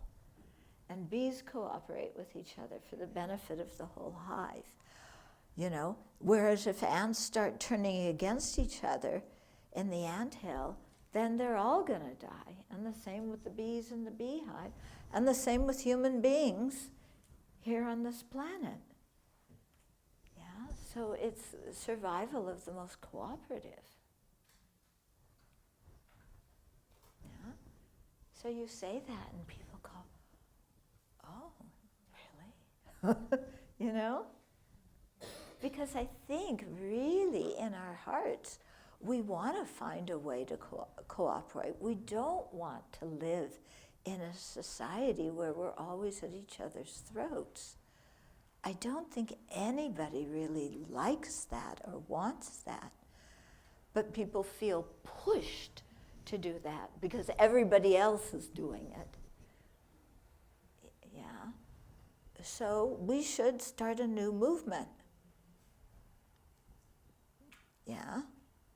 And I think this is what His Holiness is trying to do with these different education programs that he's advocating. And one is, Geshe Dado was just telling us, see, what is it? Coming out of Emory, you know? So there's things from Emory and Stanford where you have Buddhist monks working with some of the psychologists and neuroscientists and so on, and talking about different education programs. Yeah, and Marshall Rosenberg's NVC, nonviolent communication. So there's people out there who are doing this, and we need to talk about them, you know? Mm-hmm. I'm very sorry, but I love what AOC and Ilhan Omar are doing, and I'd like to explain why. That's fine. With all due respect. Yeah? Okay. Only 2 minutes. I'll do it in one. Okay. I'll do it in one. Okay. The problem that they address is that for many years there was tremendous civility going on from these tremendous attacks. If you spent time listening to Fox News and listening to the terrible things that were said, not just about Hillary Clinton, not just about Michelle Obama, but about Chelsea Clinton when she was a tiny little child, these disgusting things that were said. Mm-hmm. People were responding to these things with civility, and they were responding to them with basically ignoring it, trying to change the subject. And the discourse got moved further and further, not only to the right, but further and further towards violence. And now we find ourselves in a situation where it is very difficult for us to try to move this thing back. I don't know if Ilhan Omar and AOC are the only voices that are needed, but what do we do if we are constantly being moved in this way by people who intend to move us from here to here? How do we move it back? We stay put. Hasn't worked. That's because people think if other people are doing something, I should do it too. Yeah, as human beings, we are not always so smart. Yeah. I'd be And, the first to admit. huh? I'd be the first to admit that. Yeah. We have this precious human life, but we are not always so smart. And so we often go along. You know, some people responded civilly. Clearly, other people were interested in that and followed it. And it got dragged, you know, over to one corner. So we can talk about these things and we can say that they're wrong, but we don't have to insult the other people and tell the other people they're jerks and call them names and tell them we hope they get hit by a truck. Okay? I'm not disputing some of the causes they're talking about. Okay, some I might dispute, but not all of them. But I'm talking about the way that it's being done. Yeah? So the way it's being done, like somebody said, is in, you know, their base is getting fueled, and then Trump's base is getting fueled by his thing. Yeah? And we're going to establish another base because we're going to talk in another way and influence people in another way. And it may be a minority way, and nobody of us are going to run for office. But, you know, we hold our ground on what we know is right in our own hearts. And it doesn't matter what all these other people say. If I can just say, I agree with you completely. However, I honestly have to say that I followed AOC's rhetoric and I followed Ilhan Omar's rhetoric, and I don't think they've ever asked for anybody to be run over by a truck or called anybody a jerk. I may be wrong, maybe they have, but I haven't seen that. Mm-hmm. What I've seen is a response from the other side in which death threats have multiplied against Omar, etc. And I don't know how to stop that. I've seen this happen. Mm-hmm. I've seen people try to be civil in the face of this, and I just see it keep on moving further and further to the right. Mm-hmm. And it seems to me that they're just one way of trying to counter it. Mm-hmm. That we need a multiplicity of voices, mm-hmm. rather than a multiplicity of ways of confronting this problem, mm-hmm. rather than simply one. I agree with you that we need to stay put. In fact, I think we need to move this way. Mm-hmm. But I think that it's a very complicated situation, and we're dealing with people who really do want to continue to move in a very, very dangerous direction. Mm-hmm. Okay. My opinion. Other thing? Let me just check the clock. Okay. We missed our break again.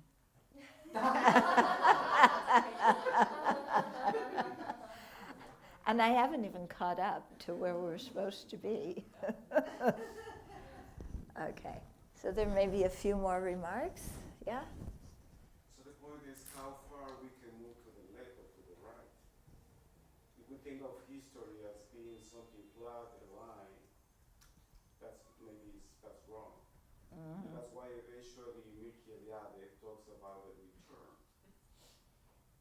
Well, history is a Why what? Abbey, talking about the myth of the eternal return. Oh, I don't know what that is. Okay. Huh? The eternal return. So history is not flat, it's not a line. We human beings keep recycling. We think we move forward, but actually we are going in circles. We can say that's a repetition, but maybe it's not. Anyway, we are reaching something higher and better. And when you talk about the new education, I was thinking, what would be that? The education. Uh-huh. So because I'm thinking about Maria Montessori, Pestalozzi, and people like that. Yeah. They had a system of education that I think is already very, very useful for the society. Mhm. And they were talking about the new education 50 years ago. The Sravasti, Montessori, and of course, Paolo de Brito, people like that. So anyway, do you think that history moves forward? Okay. And it's flat, or do you think we as a human beings, as a humanity, we are somehow repeating and going in circles? Okay. I have a different view. I'm seeing our discussion now go out into, I want to keep our discussion as a study of our own mind. Yeah? A study of our own mind. And the extent to which we talk about society is a way of talking about our own mind. I don't want to go out into solutions for things because there's so many other venues where we can talk about that and where we need to talk about that. But this is a Buddhist center, and we're trying to study our mind, okay? So like I said, the extent to which I'm talking about these things is for us to look at our own mind and where are we with all of this, not, and how can we communicate with other people, not what do other people need to know, okay?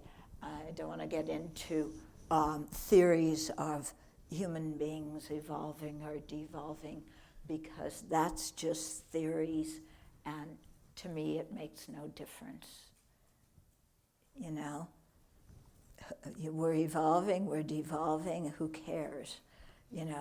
It's like the Buddha gave an example when he said, when you get shot by an arrow and you're bleeding, do you go, who shot that arrow? Yeah, what family was he from? Who made the arrow? How fast was it going?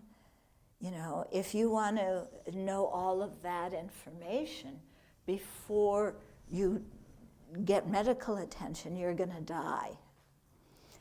So the idea is that we can analyze the rest of the world, and we can understand the universe, we can understand atoms, we can have theories about human brain evolving or devolving, we can talk about all sorts of things, but that doesn't solve our own personal problem of our getting angry and attached and being ignorant and being self-centered and harming other people. Yeah, because that's what we can control. We can't control the rest. We can influence the rest, but we can't control it. And in practicing the Dharma, what we're trying to do is transform our mind so that then we can influence other people in a better way. When my mind is uncontrolled, I may have fantastic solutions to social problems, but I'm not going to be able to communicate them very well. And I'm not going to be able to carry them out very well because I'm going to get mad at everybody who disagrees with me. And I'm going to be attached to my own ideas. And even we institute some policy change, I'm going to blame other people when they make mistakes and be intolerant that they aren't learning fast enough and they should learn fast enough, they should change fast enough, and all these things should be different. And, and then what use am I? I might have brilliant ideas, but I can't benefit anybody because my own mind is a mess. Yeah? And so in Buddhist practice, what we're trying to do is clean up our own mind. And in doing so, that gives us we can see the world more clearly. Yeah, we figure out how to communicate better. We can understand other people's experiences. This is one quality that the bodhisattvas develop as they, go up the bodhisattva stages, is they can understand different people's interests, their dispositions, their tendencies, their potentials. If we come to a point in our practice where we can understand this kind of stuff around other people, then we can really start to benefit them. Yeah. Because we understand how their mind works on an individual level, then we know what to say and what to teach and how to influence. Yeah. But if all we're thinking about is me and my ideas are the best ones, and I've got to spread my ideas in the world because they're the best ones, and everybody's got to be a Buddhist, and everybody's got to think about me, like me, and then we've become just like everybody else, haven't we? Yeah. And I think, did I tell here my Vietnam protest story? Okay, so I was protesting at a Vietnam War protest at UCLA in the middle of the war. The cops are lined up here. We used to call them pigs in those days. What good does that do to call cops pigs? Yeah? Does that make them like me anymore? So anyway, the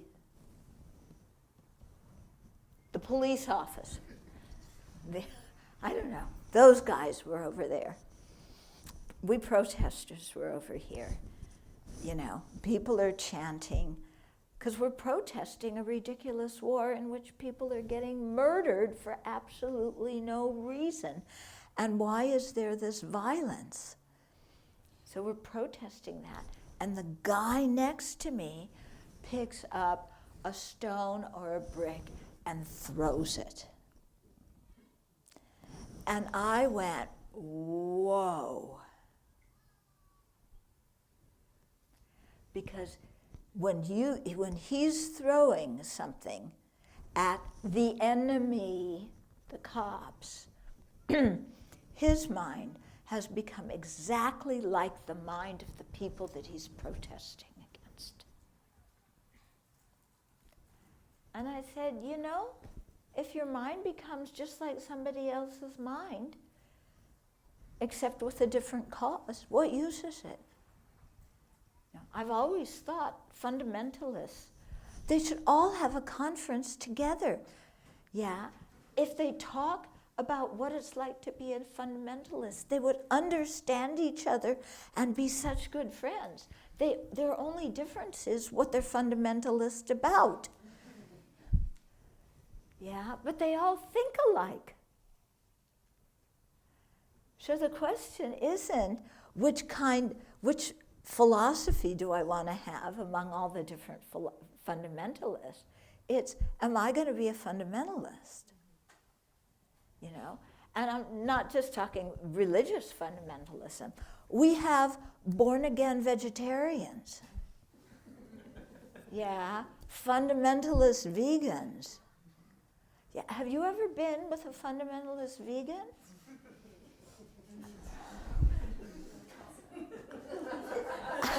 What? I mean, those people are heavy duty. Really. So much compassion for the chickens, but, but they hate me because I drink milk, And I try to explain to them how as a monastic we don't buy our own food, We eat what people offered to us. We don't ask them to buy organic stuff because it's more expensive and they don't have the money and they wouldn't even buy that for themselves. So why should we ask them to buy that for us? None of that matters to a fundamentalist vegan. Yeah? So it's the same, whatever thing we happen to become fundamentalists about. We interrelate with other people in the same way and we put everybody off. Yeah? So I think this is why we have to look here at what's going on in here and change that. Yeah? Because otherwise, it's, again, we're trying to fix the world, but we're a mess. Yeah, it's like the blind leading the blind. So, you know, clean, what do they say? Clean your own house before you tell. Clean your own side of the street. Now, I would say clean your own house and clean the whole street.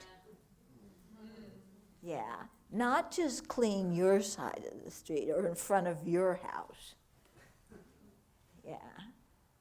If you're cleaning, clean the rest too. Yeah. But don't go around and saying, who made this mess? You gotta clean it up as you throw your stuff on the street. Yeah. It's like, our society, people can't talk to each other civilly. Why can't they talk to each other civilly anymore? You know, they need to stop preaching and stop bossing people around. And yeah, it's an incarnation of the guy who threw the brick. Okay, so this is our work, you know, and it's got to start with us. Yeah. We can legislate things, we can do many policies, and that's good. I'm not saying don't do that. We need legislation, we need structural reform, we need, you know, education reform. We need all these things. And, notice I did not say but, and we need to work on here so that we do it with a good motivation.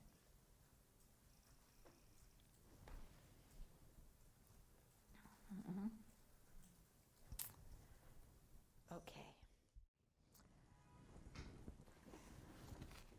Let's go on with Nagarjuna for a few minutes. So verse 31, Nagarjuna says, depending upon a mirror, the reflection of one's face is seen, but it does not ultimately exist at all. Likewise, depending on the aggregates, eye-grasping exists, but that eye does not truly exist, just like the reflection of one's face. Okay, so when you look in the mirror,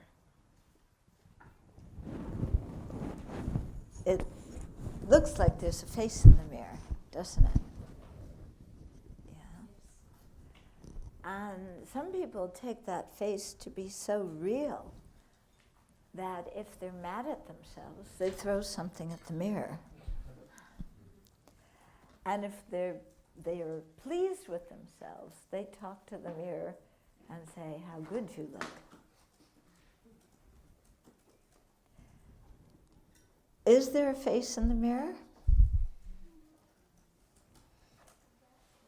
No. Okay, little children don't know that. They think there's a real face. They want to play with the child in the mirror. If you have kittens or puppies, they want to play with the kitten or puppy in the mirror. They don't realize that it's just an appearance. They think there's something real there. Okay?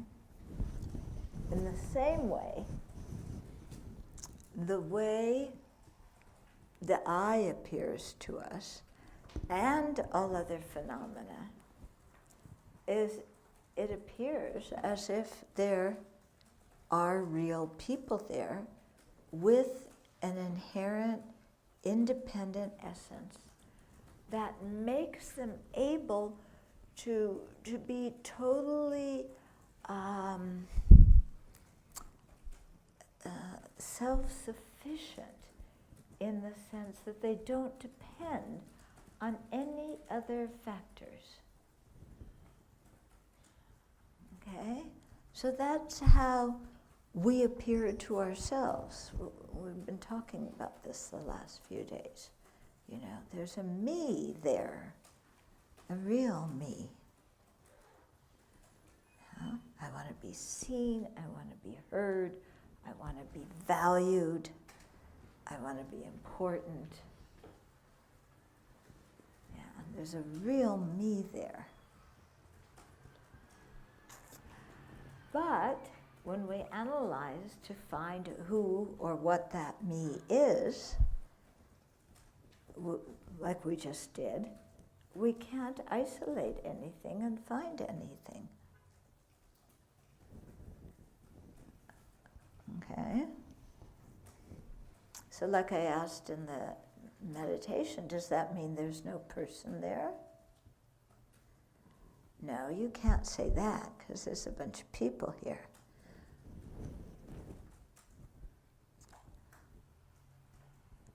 The person exists, but not the way it appears. Okay? There's no inherently existent person, but there is a person. There's no face in the mirror, but there is a reflection in the mirror. Okay?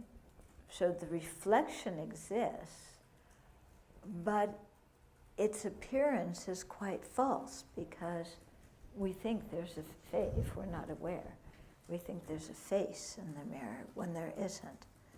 In the same way, a truly existent person appears, and we think that's real, but it's just an appearance. But there's no face in the mirror, but there is a reflection. There's no inherently existent person, but there is a person, a dependently arising person.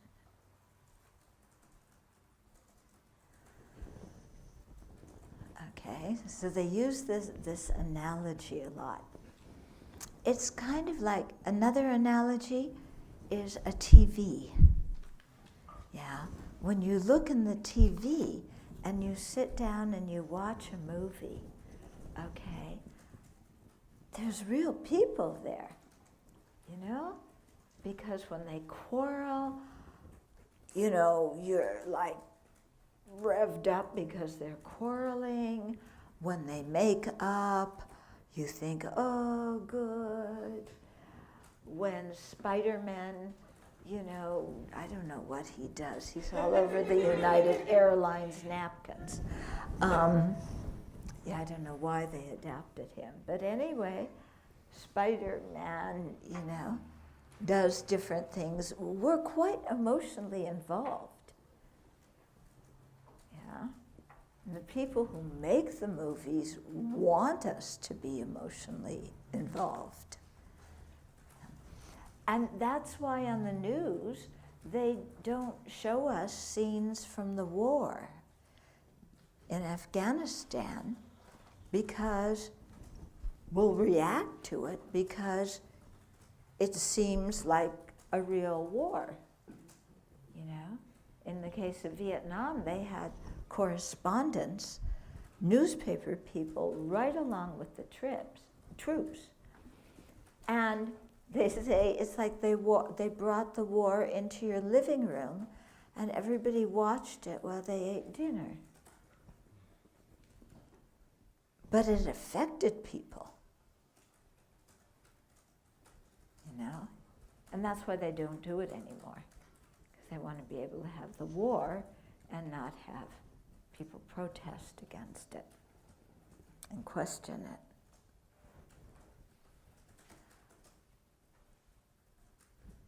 So when you look at that TV screen or your computer screen, it looks like there's real people in there. And you respond emotionally to real people. Are there real people in your TV screen?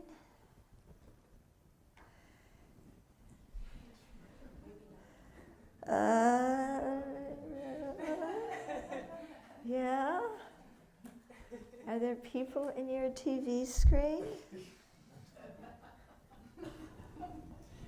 Your sanity depends on it.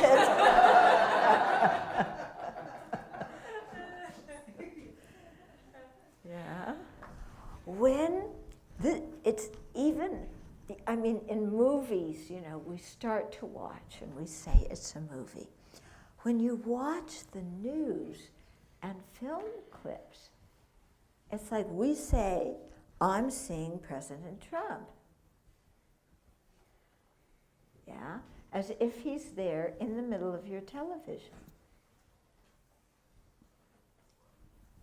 Yeah. Are you seeing it? Is he there? Why are you getting so upset at him? Or why are you getting so enamored with him? There's an appearance there, but there's no person. Okay? But there is an appearance, and the appearance functions.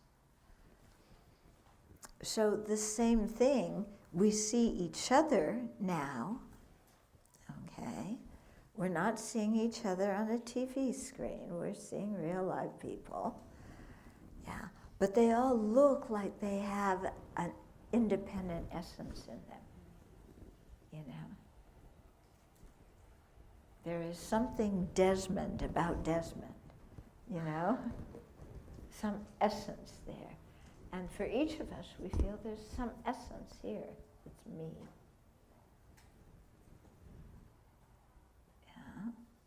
But just in the same way that if you search the screen for the person, you're going to find, what do you find in screens? What are in screens?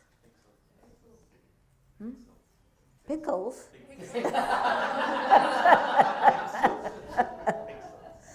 But pixels. Are pixels real things? Can you touch a pixel? What are pixels? I mean, I know that there's, you know, bigger pixels and you get a clearer picture. But what exactly is a pixel? Is it one of those little dots on the screen? And then you have to have, the more you have, the better picture you have. Okay? Can you touch a pixel? If you turn the screen off, can you touch a pixel? No. You can't touch the pixel, but the pixel. Huh? Not about breaking the warranty. Oh, okay. But, yeah. So there's a lot of appearance and there's a lot of emotion, but there's nothing there. Yeah. A bunch of pixels, and when you press a little button, then even the pixels disappear. And yet, we react so strongly to the arrangement of pixels on a screen. And we react so strongly to the sound waves coming out of the computer. Are we hearing Trump's voice?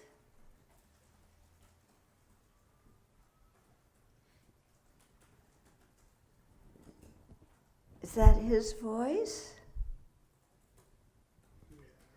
Well, Is it his voice? Is he speaking at that time?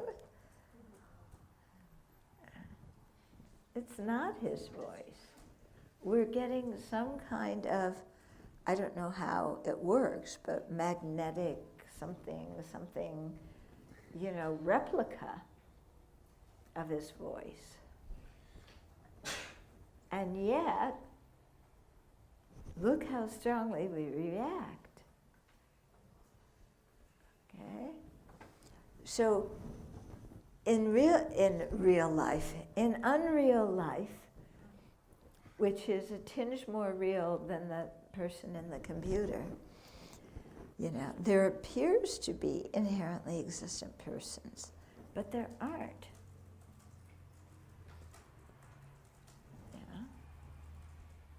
And especially when you're mad at somebody, okay? We have a very strong image of who they are. Yeah, if it's a friend or a relative or whatever, I can't stand that person. And it appears to us like there's a real person there who is inherently bad and harmful and disgusting and has absolutely no good qualities. Period, 0, -10. That person is not worthwhile at all. And that's how, when we see the person, even before they open their mouth, we're instantly defensive. Oh, there's that guy again. He is like this.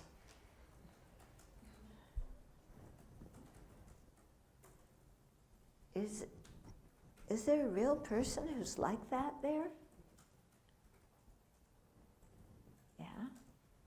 Is there some person who is 100% awful, negative, never to be trusted in any situation? Is there a real person there to start with?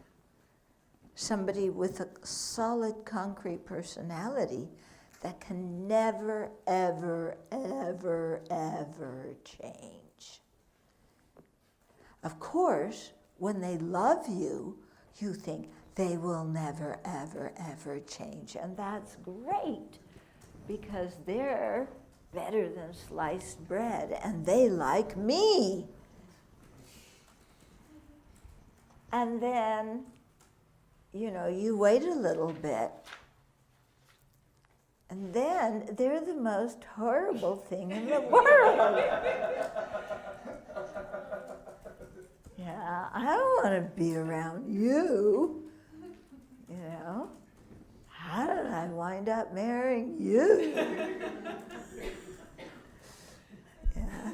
And then they appear 100% negative, irredeemable, unchangeable, and you go get that divorce ASAP.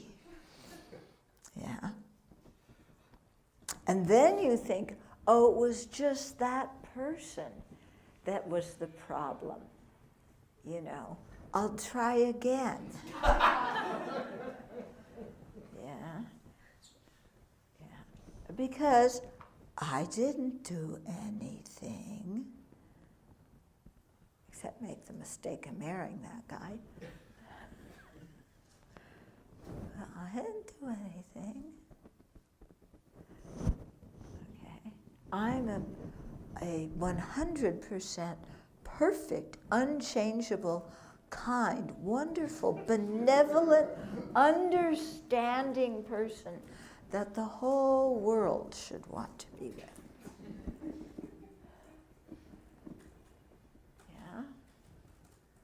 And that's when you can really tell how screwed up the world is, because they don't all want to be with me. Okay? So, we are imputing things, imputing qualities, but we're imputing the existence of some, unchangeable person with a certain essence. And yet, that is totally contradictory to our experience because people change. Okay.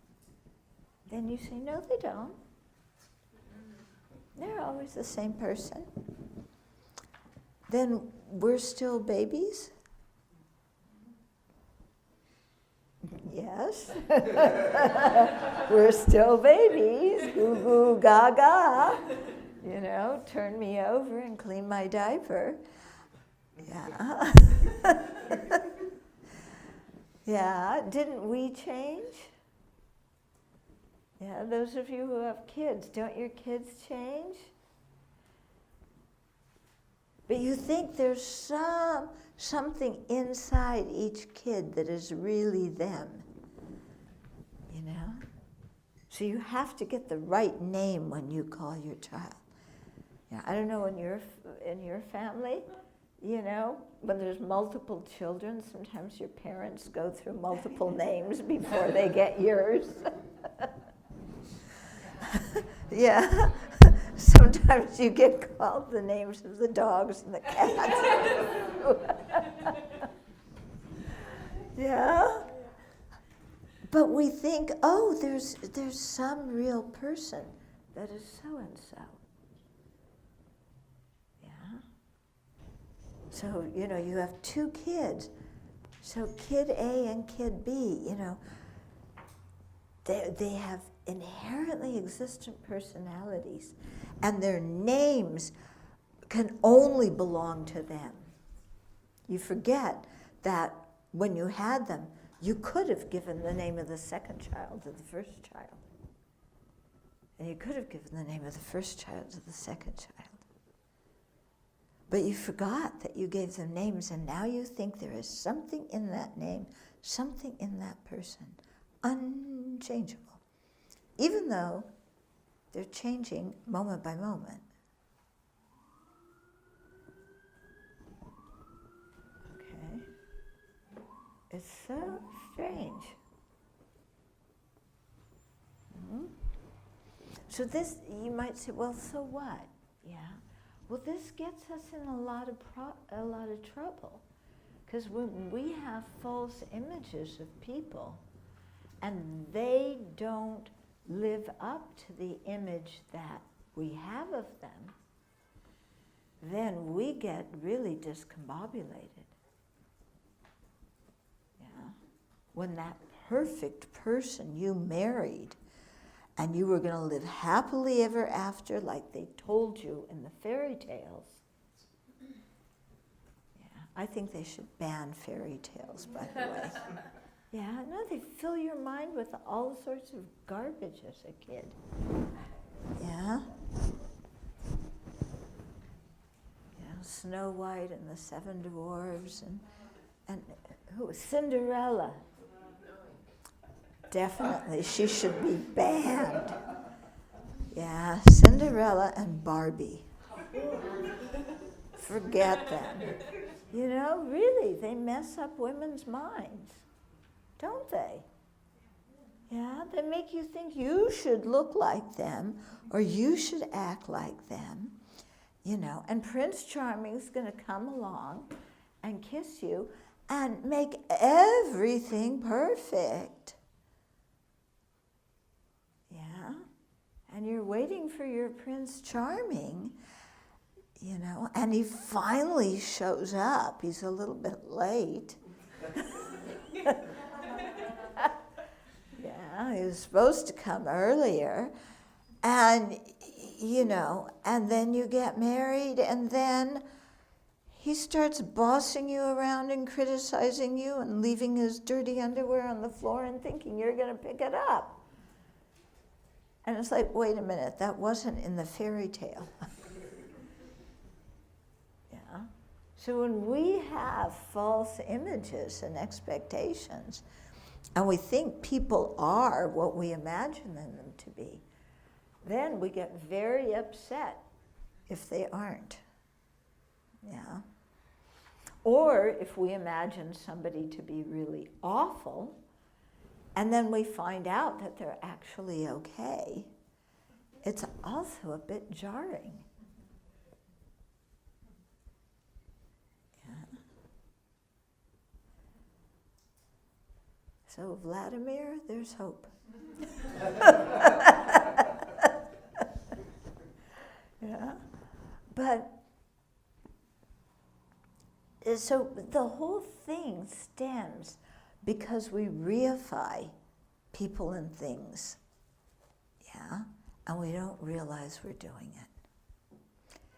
So we have to, this is where analysis comes in, where we have to start analyzing our perceptions, analyzing our opinions, analyzing our emotions. Just because we feel something doesn't mean it's a reasonable emotion to feel in that situation. Just because we think something doesn't mean it's true. Yeah. There's a book, Don't Believe Everything You Think. Yeah. There's a reason for that title. So, you know, to really analyze. And every time you find out that your mind's been cheating on you and deceiving you, say, good. Now I see who the real cheat is. Yeah. Now I see what who the real troublemaker is. Yeah. And it's that self-grasping ignorance. So you analyze and you find little bits of it and big bits of it all over the place. It's like, good, I found it. Yeah. Okay. And with that, we have to stop. So I didn't even finish the review to catch up to where we were last.